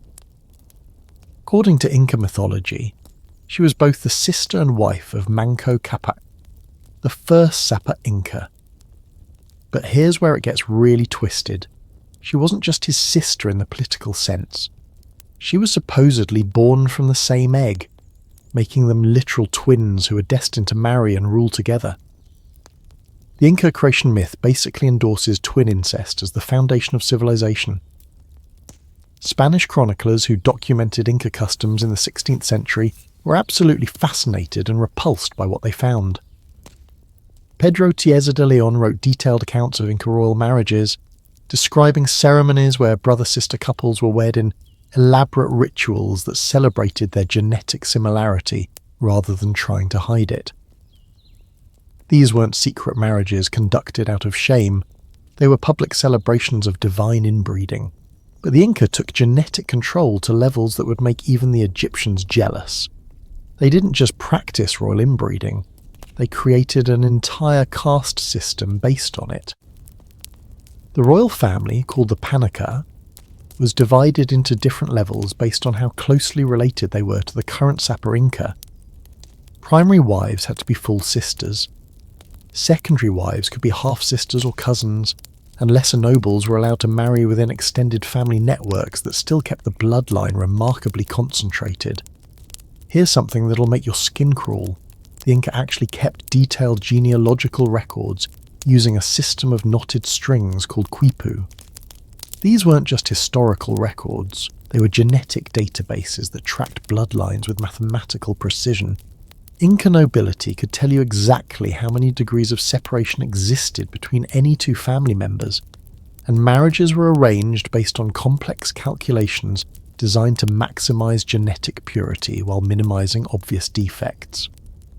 The Spanish conquistador Pedro Pizarro, who spent years among the Inca elite, described royal children who showed clear signs of what we now recognize as genetic disorders. He wrote about young princes with unusual physical features, learning difficulties, and health problems that seemed to run in families. But what's really chilling is that the Inca saw these traits not as defects, but as signs of divine favour. Genetic abnormalities were interpreted as evidence that the sun god's blood was becoming more concentrated and pure. Now, let me tell you about the women who lived through this system, because their stories are absolutely heartbreaking. Inca princesses were raised from birth knowing they would marry their brothers, but the psychological preparation was unlike anything we've seen in other cultures.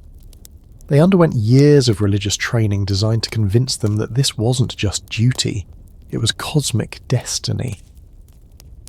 These women were taught that their wombs were sacred vessels for preserving the sun god's bloodline. The most tragic figure in Inca royal history might be Chuya Ocolo, a princess who lived during the final days of the empire. Spanish records describe her as intelligent and beautiful, but also note that she suffered from what they called fits of melancholy and strange behaviours that modern psychologists recognise as symptoms of severe depression and possibly bipolar disorder. She was married to her brother, the future Sapa Inca Tupac Hualpa, but their marriage was cut short when both were killed during the Spanish conquest. Here's what makes the Inca genetic system particularly insidious. They had developed religious justifications that made questioning it literally unthinkable. The sun god Inti had supposedly designed the universe so that divine blood could only be preserved through brother-sister marriage. To suggest otherwise wasn't just political treason, it was cosmic heresy that could bring down the wrath of the gods on the entire empire. The archaeological evidence from Inca royal burials tells a story that's becoming all too familiar. Mummies of Inca royalty show signs of genetic disorders, including bone deformities, dental problems, and evidence of neurological issues. The mummy of one young prince, discovered in the 1990s, shows signs of hydrocephalus and severe spinal deformities that would have made normal life extremely difficult. But here's where the Inca story gets really twisted. They actually developed a system for dealing with genetically damaged royal children. If a prince or princess was born with obvious defects, they weren't killed or hidden away. Instead, they were given special religious roles as closer to the gods. Genetic abnormalities were reinterpreted as divine gifts that made these individuals better suited for communicating with the spirit world. The fertility problems that plagued Inca royalty were masked by their polygamous system. The Sapa Inca would have dozens or even hundreds of wives and concubines, so even if his primary sister wife couldn't produce healthy children, there were plenty of backup options. But Spanish records suggest that despite this numerical approach, royal families still struggled with infant mortality rates and fertility problems that were much higher than those of common people. What's particularly fascinating about the Inca genetic system is how it interacted with their high-altitude environment. Living at 12,000 feet above sea level creates unique evolutionary pressures, and normal populations develop genetic adaptations to cope with thin air and harsh conditions. But royal inbreeding prevented these adaptations from occurring, meaning that Inca royalty was probably less suited to their own environment than their subjects were. The psychological toll on Inca royal women was immense, but it was hidden behind layers of religious indoctrination. Spanish missionaries who tried to convert Inca nobility wrote about the difficulty of convincing royal women that their marriages were sinful.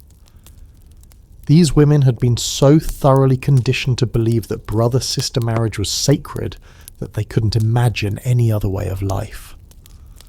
The Spanish conquest in 1532 brought an abrupt end to the Inca genetic experiment, but not before it had created lasting damage that would affect indigenous populations for generations. The concentrated royal bloodlines that had ruled the empire for centuries were scattered and mixed with Spanish genetics, creating new genetic combinations that sometimes carried forward the hereditary problems accumulated through centuries of inbreeding. Here's the ultimate irony of the Inca genetic system. It was supposed to preserve the divine bloodline forever, but it actually made the royal family more vulnerable to the very forces that would destroy them. When diseases like smallpox arrived with the Spanish conquistadors, the genetically uniform royal family had no resistance. Their genetic purity became genetic vulnerability, and their divine bloodline became their extinction. The collapse of the Inca Empire marked the end of the last great indigenous inbreeding experiment in the Americas.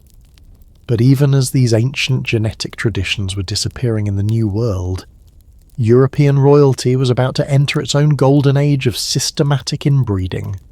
The modern British royal family was just beginning a genetic adventure that would connect them to every royal house in Europe. You might think that the British royal family, with all their pomp and ceremony, represents the pinnacle of aristocratic tradition and genetic nobility. But what if I told you that behind those perfectly manicured public appearances lies a genetic web so tangled that it makes every other royal family we've discussed look like amateurs? The modern British monarchy isn't just connected to European royalty. They are European royalty, carrying within their DNA the accumulated genetic damage of centuries of strategic inbreeding across an entire continent. Let's start with a mind-blowing fact that most people don't know.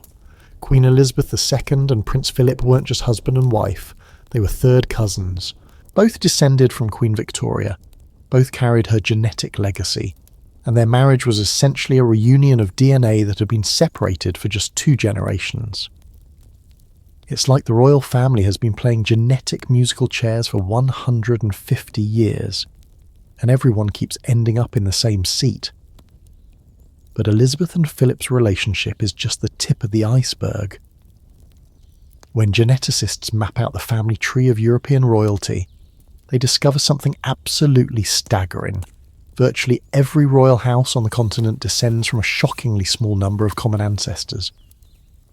We're talking about maybe a dozen families who have been intermarrying for over 500 years, creating a genetic network that spans from England to Russia, from Norway to Spain.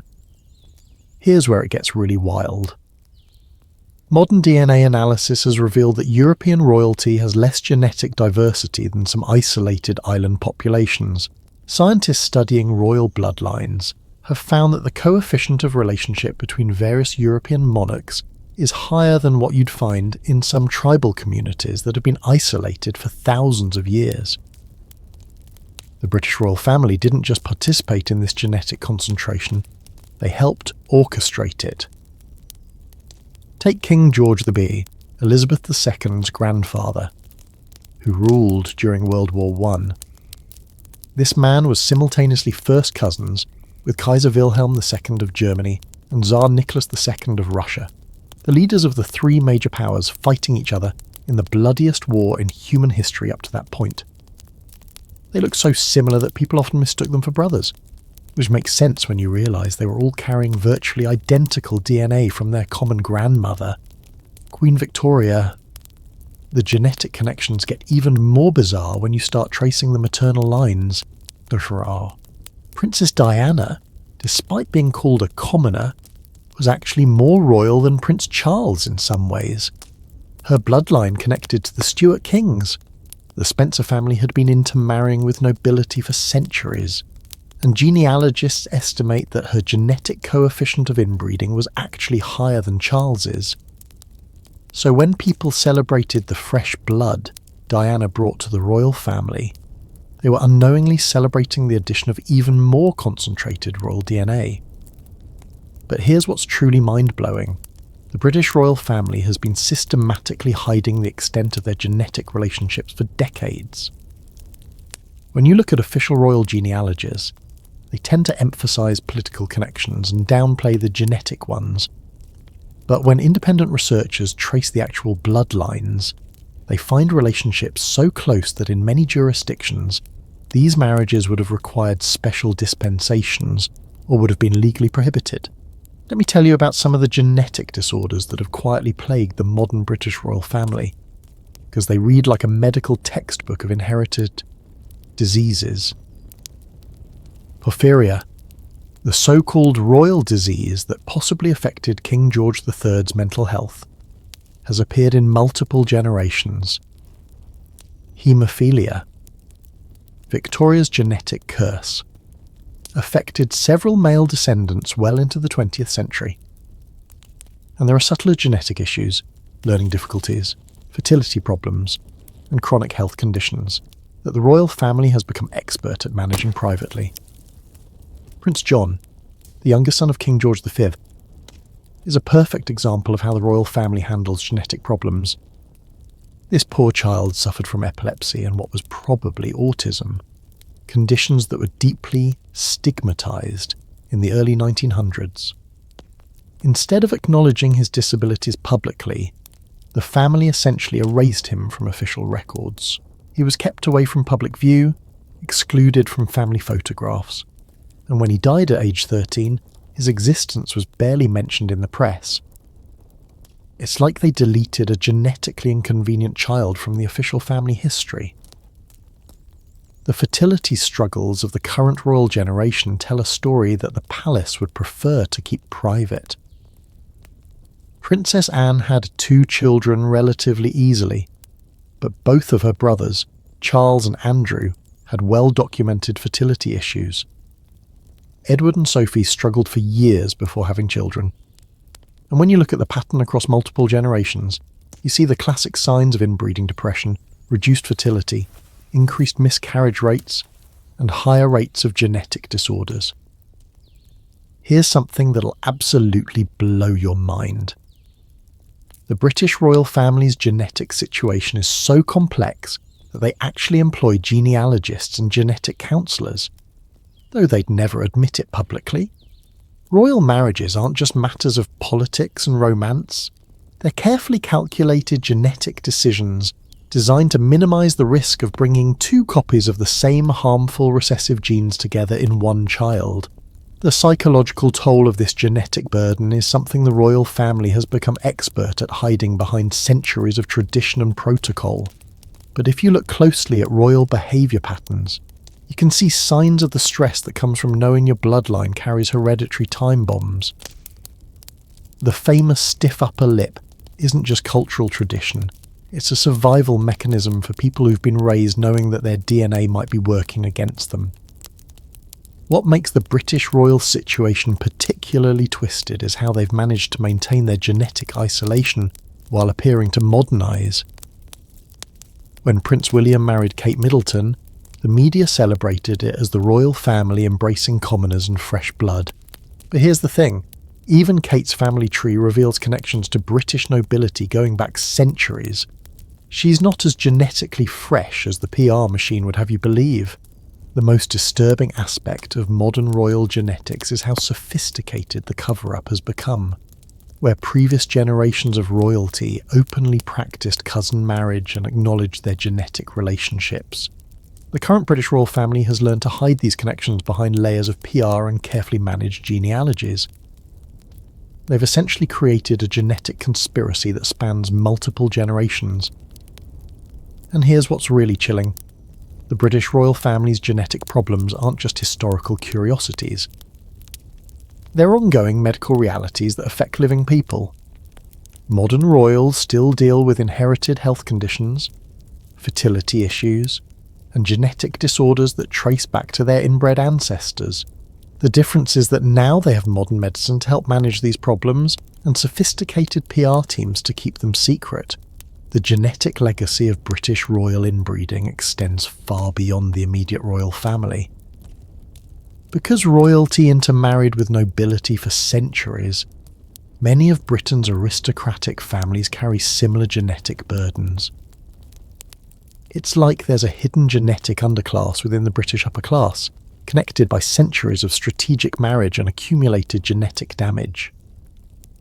But perhaps the most tragic aspect of the modern British royal story is how it perpetuates the same patterns we've seen throughout history. Despite having access to modern genetic science, despite understanding the risks of inbreeding, despite seeing the consequences in their own family histories, the royal family continues to make marriage decisions based on maintaining genetic purity rather than genetic health. The irony is devastating. The British royal family, Unending, which survived the collapse of absolute monarchy by adapting to modern democratic ideals, has never fully adapted to modern genetic science. They've learned to hide their genetic problems rather than solve them, creating a 21st century version of the same genetic disasters that destroyed ancient dynasties. But the British royals aren't the only modern monarchy dealing with the consequences of centuries of inbreeding. Around the world, surviving royal families are grappling with genetic legacies that make their bloodlines both their greatest source of legitimacy and their most dangerous liability. The question isn't whether royal genetics are still causing problems, it's whether modern science can finally break the cycle of genetic destruction that has haunted royalty for millennia. Inbred. Behind the velvet curtains and golden thrones of the world's surviving monarchies lies a medical nightmare that would make even the most hardened physician uncomfortable. What we're about to explore isn't ancient history. It's happening right now, in palaces across the globe, where modern royalty still lives with the genetic consequences of centuries of inbreeding. These aren't just historical curiosities, they're current medical realities affecting living people who just happen to wear crowns. Let me take you inside the private medical records that royal families desperately don't want you to see. In Thailand, the royal family has dealt with multiple generations of what palace doctors euphemistically call hereditary conditions. King Bhumibol, who ruled for 70 years until his death in 2016, suffered from a mysterious blood disorder that required constant medical supervision and kept him hospitalized for months at a time. Thai law makes it illegal to discuss the king's health publicly, but medical experts who've studied the symptoms believe it was likely a genetic blood disorder inherited from his European-educated royal ancestors who practiced strategic intermarriage. The Japanese imperial family presents an even more chilling example of ongoing genetic problems. Emperor Akihito's family has struggled with fertility issues for generations, and the current succession crisis isn't just about changing laws to allow female inheritance. It's about the reality that centuries of carefully controlled marriages have created a genetic bottleneck so severe that the imperial line might literally die out. Princess Masako, who married Crown Prince Naruhito, suffered from what was officially called adjustment disorder. But palace insiders suggest her psychological problems were exacerbated by the pressure of producing genetically viable heirs for a bloodline that's been isolated for over 1,500 years. But here's what's really terrifying. Modern royal families have access to genetic testing, prenatal screening, and advanced medical care that could prevent these problems. Yet they continue to make marriage decisions based on bloodline purity rather than genetic health. It's like watching people drive straight toward a cliff, even though they have perfect vision and working brakes. The Spanish royal family provides a perfect case study in modern genetic denial. King Juan Carlos, who ruled until 2014, suffered from multiple health problems that palace doctors attributed to injuries and accidents. But medical experts studying his symptoms believe many were likely genetic in origin. His son, the current King Felipe VI, married Letizia Ortiz, a commoner and journalist, in what was celebrated as a modernizing move. But here's the thing, even this fresh blood couldn't completely escape the genetic web of European nobility, because Letizia's own ancestry, when traced back far enough, connects to the same concentrated bloodlines that have been intermarrying for centuries. Let me tell you about the Swedish royal family, because their story reveals just how deep the genetic rabbit hole goes. King Carl XIV. Gustav has been on the throne since 1973, and genealogists have traced his ancestry back through virtually every European royal house. His wife, Queen Sylvia, was supposedly a commoner from Germany, but genetic analysis reveals that she too carries bloodlines connected to Germanic nobility. Their children, including Crown Princess Victoria, represent what geneticists call pseudo-outbreeding, marriages that appear to introduce fresh genetics but actually just remix the same concentrated European royal DNA in slightly different combinations. The most disturbing aspect of modern royal genetics is the systematic cover-up of genetic testing results. Multiple sources within European palace medical establishments have reported that royal families routinely conduct genetic screening, but suppress any results that might reflect poorly on the bloodline's purity. It's like they're using 21st century science to perpetuate 15th century superstitions about genetic superiority. Here's something that'll make your skin crawl. Several modern royal families reportedly maintain private genetic databases that track hereditary conditions across multiple generations, not to prevent genetic problems, but to better manage and hide them. These databases contain information about everything from haemophilia and porphyria to mental health conditions and developmental disabilities that have affected royal family members over the past century.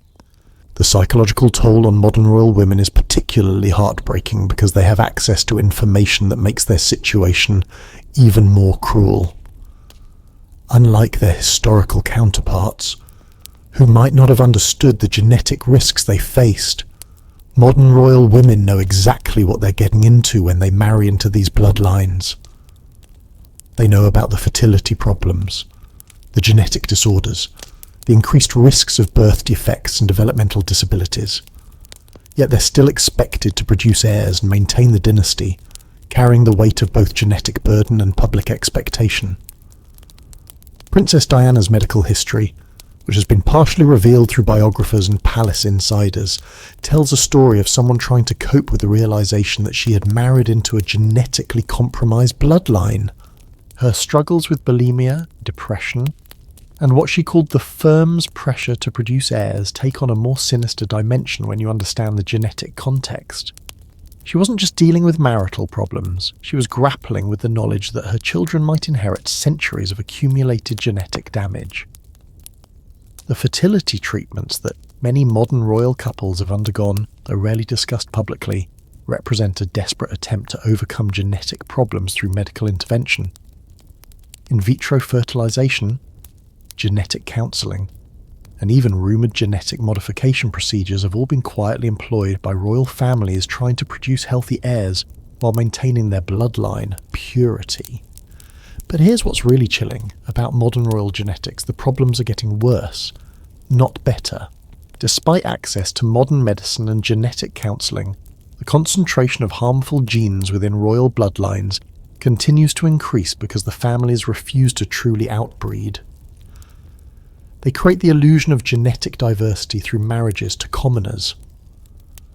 But these commoners are usually selected from families that already carry similar genetic backgrounds.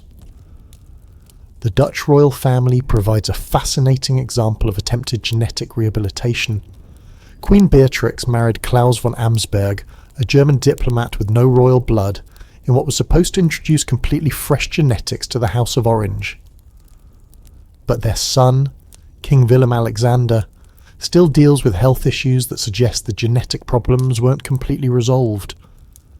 And his wife, Queen Maxima, despite being Argentine and supposedly representing new blood, actually descends from Spanish colonial nobility whose bloodlines trace back to the same European royal houses. Mental health issues within modern royal families are particularly troubling because they're both genetic and environmental. The stress of maintaining public facades while dealing with private genetic realities creates a perfect storm of psychological pressure. Several current royal family members are known to be receiving treatment for depression, anxiety, and other mental health conditions that may have both genetic and circumstantial components. The most tragic aspects of modern royal genetics is how preventable these problems have become. Unlike their ancestors, who had no understanding of genetics and no alternatives to inbreeding, modern royal families have access to genetic counselling, worldwide marriage options, and complete freedom to choose genetically diverse partners. Yet they continue to make decisions that perpetuate the same genetic disasters that have plagued royalty for centuries.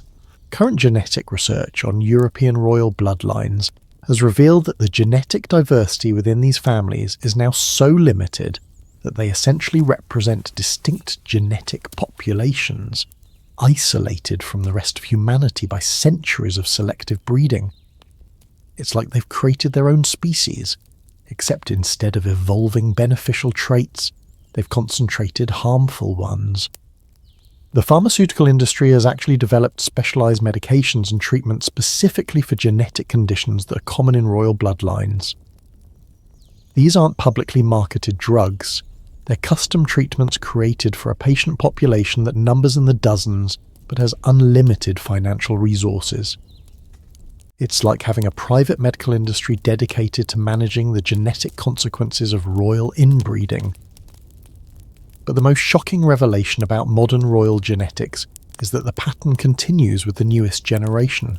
Despite everything we know about the dangers of genetic isolation, despite centuries of evidence showing the consequences of inbreeding, and despite access to the best genetic counselling in the world, young royals are still making marriage decisions based on maintaining bloodline purity rather than genetic health. The question isn't whether modern royal families can escape their genetic legacy. The scientific evidence suggests they're too genetically isolated to completely recover. The real question is whether they'll finally abandon the inbreeding practices that created this disaster, or whether they'll continue to sacrifice genetic health for the illusion of genetic superiority. And for some royal families, that choice is about to get a lot more complicated thanks to an unexpected saviour. Commoners with genuinely fresh DNA who might just rescue these bloodlines from genetic extinction. Sometimes history has a sense of irony so perfect it feels like cosmic justice. After centuries of royal families treating common blood like a genetic contamination to be avoided at all costs, those same royal houses are now desperately dependent on that supposedly inferior DNA for their very survival. The tables have turned in the most spectacular way possible. The genetic rescue of European royalty is coming from the very people they once considered beneath them. The revolution began quietly in the 1960s and 70s, when a handful of progressive royals started making marriage choices that horrified traditionalists but delighted geneticists. These weren't just romantic rebellions, they were genetic lifelines thrown to drowning bloodlines. And the results have been so dramatically positive that even the most conservative royal houses are now scrambling to find their own commoner rescue packages. Let's start with the most famous example, the transformation of the Norwegian royal family. When Crown Prince Harald fell in love with Sonja Haraldsson, a commoner from Oslo, in the 1960s, the Norwegian establishment was scandalised. She wasn't just non-royal, she was the daughter of a clothing merchant with absolutely no aristocratic bloodline whatsoever. The genetic distance between Harald and Sonja was so vast that it represented a complete break from centuries of European royal inbreeding. Harald actually threatened to remain unmarried forever if he couldn't marry Sonja, essentially holding the Norwegian monarchy hostage until they accepted genetic diversity. When they finally married in 1968, geneticists quietly celebrated what they knew would be one of the most significant genetic rescue operations in royal history. The results speak for themselves. Their children, Crown Prince Haakon and Princess Martha Louise, show none of the health problems that plagued previous generations of Norwegian royalty. But here's where the story gets really interesting. Sonja's common DNA didn't just improve the genetic health of her immediate children. It created what scientists call a hybrid vigour effect that has strengthened the entire Norwegian royal line. Crown Prince Haakon married Mette-Marit Jessem Høiby, another commoner with absolutely no royal connections, further diluting the concentrated royal genetics. Their children represent the most genetically diverse Norwegian royalty in over 500 years. The Swedish royal family followed a similar pattern with even more dramatic results. When Crown Princess Victoria married her personal trainer, Daniel, in 2010, it was celebrated as a modern fairy tale. But from a genetic perspective, it was a rescue mission. Daniel's working-class Swedish background introduced completely fresh DNA to a bloodline that had been recycling the same European royal genes for centuries. Their daughter, Princess Estelle, represents what geneticists call optimal outbreeding, the perfect balance between royal legitimacy and genetic health. Now, let me tell you about the most spectacular genetic rescue in recent royal history, Kate Middleton's marriage to Prince William. The British press focused on the romantic fairy tale, but genetic scientists were watching something far more significant unfold. Kate's family tree, while containing some distant noble connections, was predominantly middle-class English for generations. Her DNA represented exactly what the Windsor bloodline needed to escape its genetic prison. The results have been remarkable. Prince George, Princess Charlotte, and Prince Louis show none of the health problems that quietly plagued previous generations of British royalty. They're taller, healthier, and more robust than their royal predecessors. Palace insiders report that these children rarely get sick, have excellent cognitive development, and show none of the learning difficulties or chronic health conditions that have been carefully hidden within royal medical records for decades. But here's what's truly revolutionary. The Kate effect has changed how royal families think about genetics. Royal houses across Europe are now actively seeking marriages that will introduce genetic diversity rather than preserve bloodline purity. It's like they've finally realised that their ancestors had it backwards. Genetic health is more valuable than genetic exclusivity. The transformation of the Dutch royal family provides another perfect example. King Willem Alexander's marriage to Maxima Zorregieta wasn't just about love, it was about genetic salvation. Maxima's Argentinian background, despite some distant European noble connections, represented a massive infusion of genetic diversity. Their daughters, the future queens of the Netherlands, carry a genetic combination that's unprecedented in Dutch royal history. What makes these genetic rescues even more fascinating is how they've revealed the true extent of royal genetic problems. Before these outbreeding marriages, royal families had become expert at managing and hiding genetic disorders. But the stark contrast between the health of hybrid royal children and their purely royal predecessors has made the benefits of genetic diversity impossible to ignore. The psychological effects of these genetic rescues extend far beyond physical health. Royal children with genetically diverse backgrounds seem more emotionally stable, socially adaptable, and psychologically resilient than their inbred predecessors. It's like genetic diversity doesn't just improve physical health, it enhances mental and emotional well-being too. Here's something that'll blow your mind. Several European royal houses now employ genetic counsellors who specifically recommend marriage partners based on genetic diversity rather than royal bloodlines. These aren't publicly acknowledged positions, but sources within royal medical establishments confirm that genetic compatibility has become a primary factor in royal marriage decisions. The Spanish royal family's recent transformation illustrates this shift perfectly. King Felipe VI's marriage to Letizia Ortiz represented a complete departure from centuries of Habsburg genetic concentration. Letizia's background as a middle-class journalist with no royal connections whatsoever introduced exactly the kind of genetic diversity the Spanish monarchy needed. Their daughters, Princess Leonor and Infanta Sofia, represent the healthiest generation of Spanish royalty in centuries. But the most dramatic example of genetic rescue might be happening in Monaco, where Prince Albert II's marriage to Charlene Wittstock has created what geneticists call maximum genetic distance. Charlene's South African background, combined with her athletic genetics as a former Olympic swimmer, represents the most significant genetic infusion in Monegasque royal history. They're twins. Prince Jacques and Princess Gabriella carry genetic combinations that are completely unprecedented in European royalty. The fertility improvements alone have been staggering. Royal couples who marry commoners have significantly higher conception rates, lower miscarriage rates, and healthier children than their historically inbred counterparts. It's like these marriages have broken a centuries-old fertility curse that had been quietly devastating royal bloodlines. What's particularly fascinating is how these genetic rescues have changed royal family dynamics. Children from these mixed marriages often show higher intelligence, better social skills, and more emotional maturity than their purely royal relatives. Palace educators report that these children learn faster, adapt better to new situations, and show none of the behavioural problems that have become common in royal education. The economic implications are enormous too. Royal families are spending far less on medical care for their genetically diverse children. The chronic health problems, special treatments, and lifetime medical management that had become standard for royal children are simply unnecessary when genetic diversity eliminates most hereditary conditions. But here's the most ironic twist in this whole story.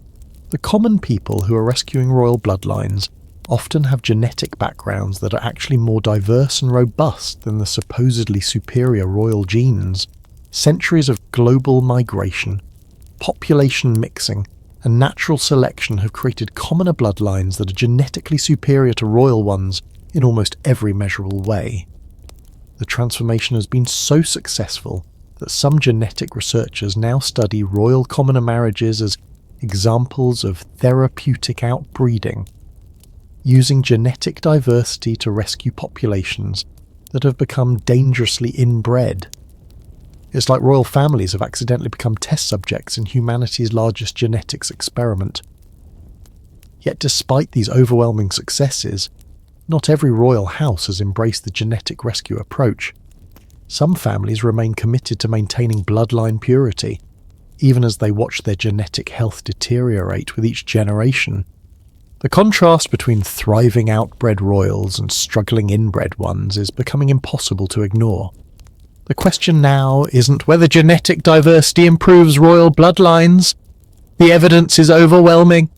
The question is whether the remaining holdout royal families will abandon their genetic prejudices before it's too late, or whether they'll continue down the same path that led to the extinction of so many royal dynasties throughout history. And for some families, That decision is about to become a matter of survival as they face the ultimate test of whether genetic salvation can truly undo centuries of genetic damage. What happens when you take the most genetically isolated families on Earth and suddenly flood them with fresh DNA from people who've never even seen the inside of a palace? You get one of the most dramatic genetic transformations in human history, and it's happening right now, in real time, as we watch centuries of royal inbreeding slowly heal itself through the revolutionary power of what scientists call commoner blood. The transformation happening in today's royal families isn't just about individual marriages, it's about the complete genetic rehabilitation of bloodlines that were literally dying out. When geneticists compare the health metrics of modern royal children with commoner mothers to their purely royal predecessors, the differences are so stark they read like science fiction. We're talking about improvements so dramatic that some researchers initially thought their data was wrong. Take the example of Princess Leonor of Spain, heir to the Spanish throne. Her mother, Queen Lucretzia, comes from a middle-class Asturian family with absolutely no royal connections. When Leonor was born in 2005, palace physicians were astounded by her robust health profile. Unlike previous generations of Spanish royalty who dealt with chronic health issues, learning difficulties, and the lingering effects of Habsburg genetic damage, Leonor shows exceptional physical and cognitive development that far exceeds anything seen in the Spanish royal family for centuries. But here's where the story gets really fascinating. The genetic rescue isn't just improving physical health, it's literally changing the personality traits and capabilities of royal children. Crown Prince Christian of Denmark, whose mother Mary Donaldson was an Australian commoner working in advertising, displays social skills and emotional intelligence that are unprecedented in Danish royal history. Palace educators report that he learns languages faster, adapts to new situations better, and shows none of the social awkwardness that had become characteristic of inbred European royalty. The most dramatic example might be Princess Estelle of Sweden, whose parents represent one of the most genetically distant royal commoner pairings in modern history.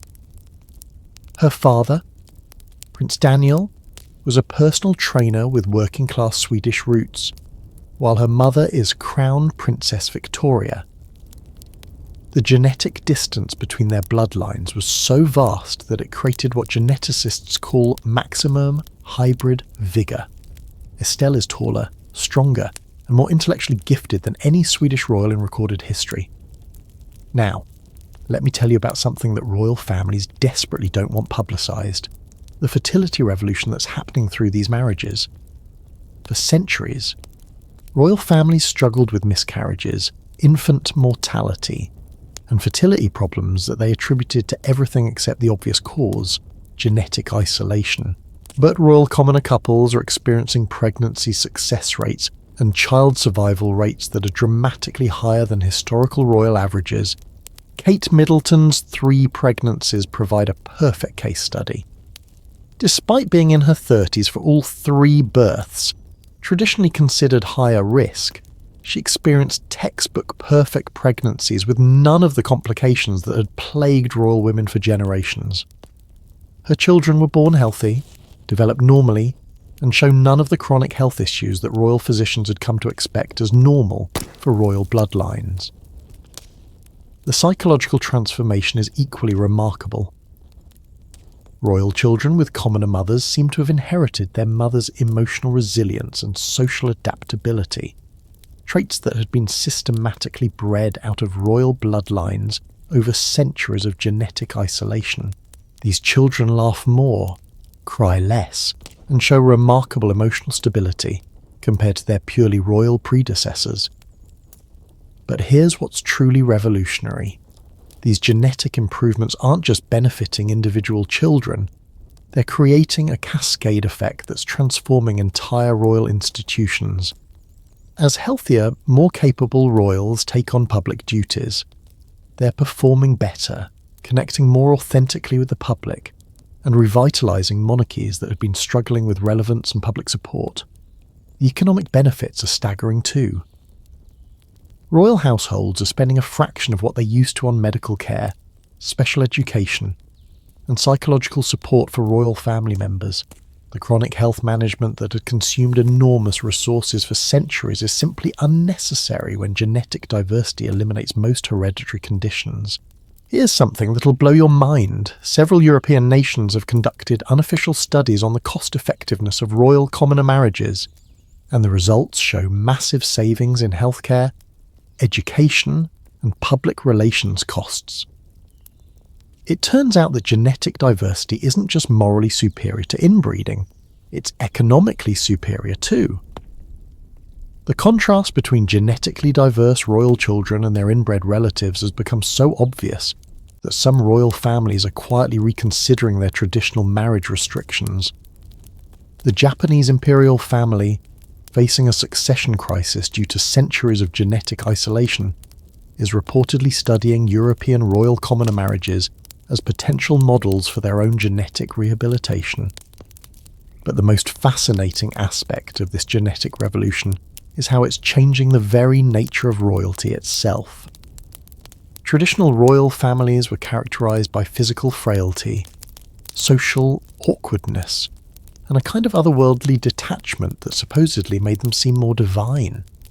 But modern royal children with commoner mothers are robust, socially skilled, and remarkably normal, which actually makes them more effective as modern constitutional monarchs. The athletic abilities of these genetically diverse royal children are particularly striking. Prince George, Princess Charlotte, and Prince Louis show physical coordination and athletic potential that are unprecedented in British royal history. Swedish Princess Estelle is already showing remarkable athletic ability. These children aren't just healthier, they're physically superior to their royal ancestors in almost every measurable way. The intellectual improvements are equally dramatic. Modern royal children with commoner mothers consistently test higher on cognitive assessments, learn foreign languages more easily, and show creative thinking abilities that had been rare in traditional royal education. It's like genetic diversity has unlocked intellectual potential that had been suppressed by centuries of inbreeding. Here's what's really remarkable. The personality traits that made commoners attractive marriage partners, warmth, humour, social skill, emotional intelligence, are proving to be strongly heritable. Royal children are inheriting not just their mother's genetic health, but also their mother's psychological resilience and social capabilities. The transformation has been so successful that some royal houses are now actively seeking marriage partners from genetically distant populations. There are reports of European royals being encouraged to consider partners from Africa, Asia, and the Americas, not for political reasons, but specifically for the genetic benefits such marriages would provide. The most interesting case study might be Monaco's royal twins, Prince Jacques and Princess Gabriella, whose mother Charlene Wittstock represents one of the most genetically distant royal marriages in history. Her South African heritage, combined with her athletic genetics as a former Olympic swimmer, has created children who are physically and intellectually exceptional, even by the elevated standards of modern royal commoner offspring. But perhaps the most profound change is happening in the royal gene pool itself. Each generation of royal commoner marriages is exponentially increasing the genetic diversity of European royalty. Children who are half commoner will likely marry other genetically diverse partners, creating a snowball effect of genetic improvement that could completely rehabilitate royal bloodlines within just a few generations. The success of these genetic rescues has created an unexpected problem. What happens to the traditional concept of royal bloodlines when the royal part of the genetics is actually the problematic part? Modern royalty is discovering that their legitimacy increasingly comes not from their ancient bloodlines, but from their ability to escape those bloodlines through strategic genetic diversity. The implications extend far beyond individual royal families. The success of royal commoner marriages is providing unprecedented real-world data about the benefits of genetic diversity and the dangers of population isolation. These royal families have accidentally become living laboratories demonstrating fundamental principles of human genetics. But as we watch this remarkable genetic transformation unfold, one question remains: what can the rest of us learn from the rise and fall of royal bloodlines? The lessons hidden in these genetic disasters and rescues reveal truths about human nature, power, and survival that go far beyond palace walls and could change how we think about genetics, society, and the future of humanity itself. After travelling through thousands of years of royal genetic disasters, from the twisted dynasties of ancient Egypt to the genetic rescue missions happening in modern palaces, we arrive at a moment of profound truth. The story of royal inbreeding isn't just about kings and queens, princes and princesses locked away in their golden towers. It's actually a mirror reflecting the deepest truths about human nature, power, and the choices we make when we think we're above the basic laws that govern everyone else. Here's what strikes me most about everything we've explored tonight. Every single royal family that practiced systematic inbreeding believed they were preserving something sacred and superior. The Ptolemies thought they were maintaining divine blood. The Habsburgs believed they were concentrating political power. The Inca considered it cosmic necessity. They all had elaborate justifications for why the normal rules of genetics didn't apply to them. Sound familiar? Because here's the thing, this story isn't really about ancient history. It's about what happens when any group of people convinces themselves they're genetically, culturally, or morally superior to everyone else. The royal families we've studied were just the most extreme example of a pattern that shows up throughout human civilization whenever people start believing their own propaganda about genetic purity. The lessons from royal bloodlines are written in DNA, but they speak to something much larger about human psychology. When people become obsessed with maintaining purity, whether genetic, cultural, or ideological, they inevitably end up weakening themselves. The Egyptians thought they were preserving divine strength, but they created genetic weakness. The Habsburgs thought they were concentrating power, but they created political vulnerability. The pattern repeats itself over and over again because humans keep making the same fundamental mistake. What's absolutely fascinating is that the genetic science behind royal inbreeding reveals universal truths about biological diversity. Every population that becomes isolated and starts breeding within itself faces the same consequences: reduced fertility, increased disease, shortened lifespans, and eventual extinction. It doesn't matter if you're a royal family in a palace or a small community on an isolated island, the genetic laws work the same way for everyone. But here's where the story becomes genuinely inspiring. The genetic rescue of modern royalty proves that no matter how damaged a bloodline becomes, no matter how many generations of genetic mistakes have accumulated, diversity can still save the day. Kate Middleton didn't just marry a prince, she helped rescue a 1,000-year-old bloodline from genetic extinction. That's not just romantic, it's miraculous. The transformation we're witnessing in royal families today demonstrates something profound about human resilience and adaptability. Even after centuries of genetic damage, even when bloodlines seemed doomed to extinction, the introduction of genetic diversity created dramatic improvements within just one generation. It's like biology itself is optimistic, always ready to heal and improve when given the chance. What moves me most about these stories is how they reveal the incredible strength of the women who lived through these genetic nightmares. From Cleopatra to Joanna the Mad, from Empress Alexandra to Princess Diana, these women carried the weight of genetic curses they didn't create and couldn't control. They were blamed for problems that started centuries before they were born, yet many of them found ways to love, lead, and leave legacies that transcended their genetic limitations. The modern royal women who've brought genetic diversity to ancient bloodlines aren't just fairy tale princesses, they're genetic heroes who've literally saved these families from extinction. Every healthy royal child born to a commoner mother represents a victory over centuries of genetic mistakes. It's proof that love really can conquer all, including the accumulated genetic damage of entire civilizations. But perhaps the most important lesson from royal genetics is about the danger of believing we're different from or better than other people. Every royal family that practiced inbreeding started with the assumption that their blood was special, that normal rules didn't apply to them, that mixing with inferior genetics would somehow diminish their greatness. They were all wrong, and the consequences of that arrogance echo through history in deformed children, dead dynasties, and genetic suffering that lasted for centuries. The scientific revolution in royal genetics also teaches us about the power of admitting when we're wrong. The royal families that have thrived in recent decades are the ones that abandon their genetic prejudices and embrace diversity. The ones that remain committed to genetic purity continue to struggle with the same problems that have plagued royal bloodlines for millennia. Progress requires humility, the willingness to admit that what we thought was strength might actually be weakness. Here's what gives me hope about the future. The success of genetic diversity in royal families is just the beginning of a larger understanding about human genetics and social organization.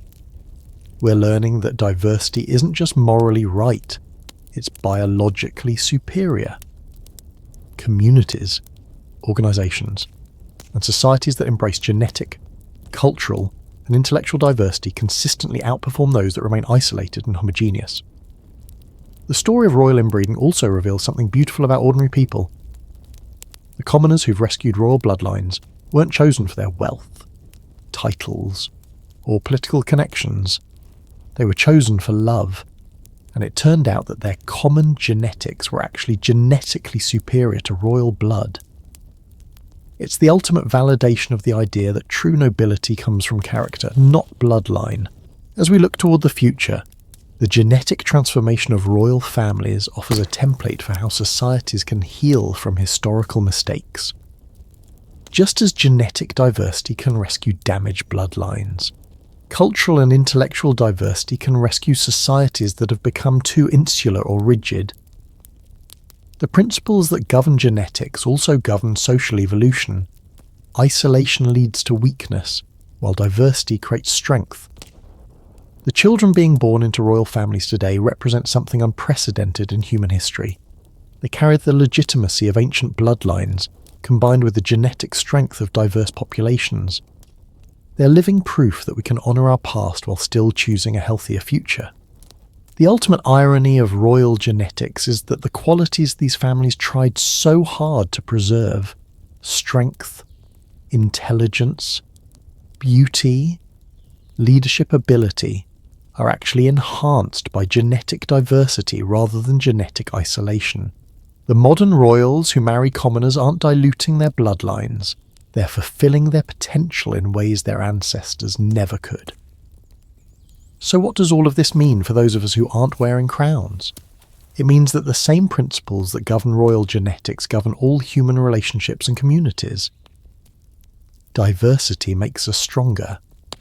Isolation makes us weaker. Love is more powerful than prejudice.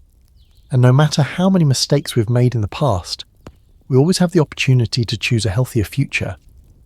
The story of royal bloodlines teaches us that genetic superiority is a myth, but genetic responsibility is real. We all carry the genetic legacy of our ancestors, but we also have the power to shape the genetic future of our descendants. The choices we make about who we marry, how we raise our children, and what values we pass on matter more than the bloodlines we inherited. As we end this journey through the darkest chapters of royal genetic history, I'm struck by how much hope we can find in these seemingly tragic stories. Every genetic disaster teaches us something valuable. Every royal rescue mission shows us the power of diversity and love. Every healthy royal child born to commoner parents proves that the future can be better than the past. The queens and princesses we've met tonight, whether they were victims of genetic curses or heroes of genetic rescue, all have something to teach us about resilience, courage, and the power of making different choices than the generations before us. Their stories remind us that we're all connected by the same genetic heritage, the same human struggles, and the same potential for creating a better future. Thank you for joining me on this incredible journey through the hidden genetic history of royalty.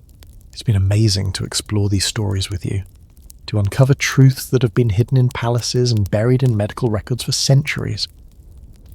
The human story is complex, sometimes dark, but ultimately hopeful because we have the power to learn from the past and choose differently. I hope tonight's exploration has given you new ways to think about genetics, power, love, and the choices that shape our futures.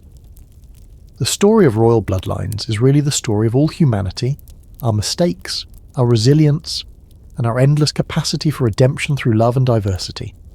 Sweet dreams. And I'll see you soon for our next journey into the hidden corners of human history, where we'll discover more secrets that connect our past to our present and help us understand who we really are beneath all the stories we tell ourselves about blood, power, and destiny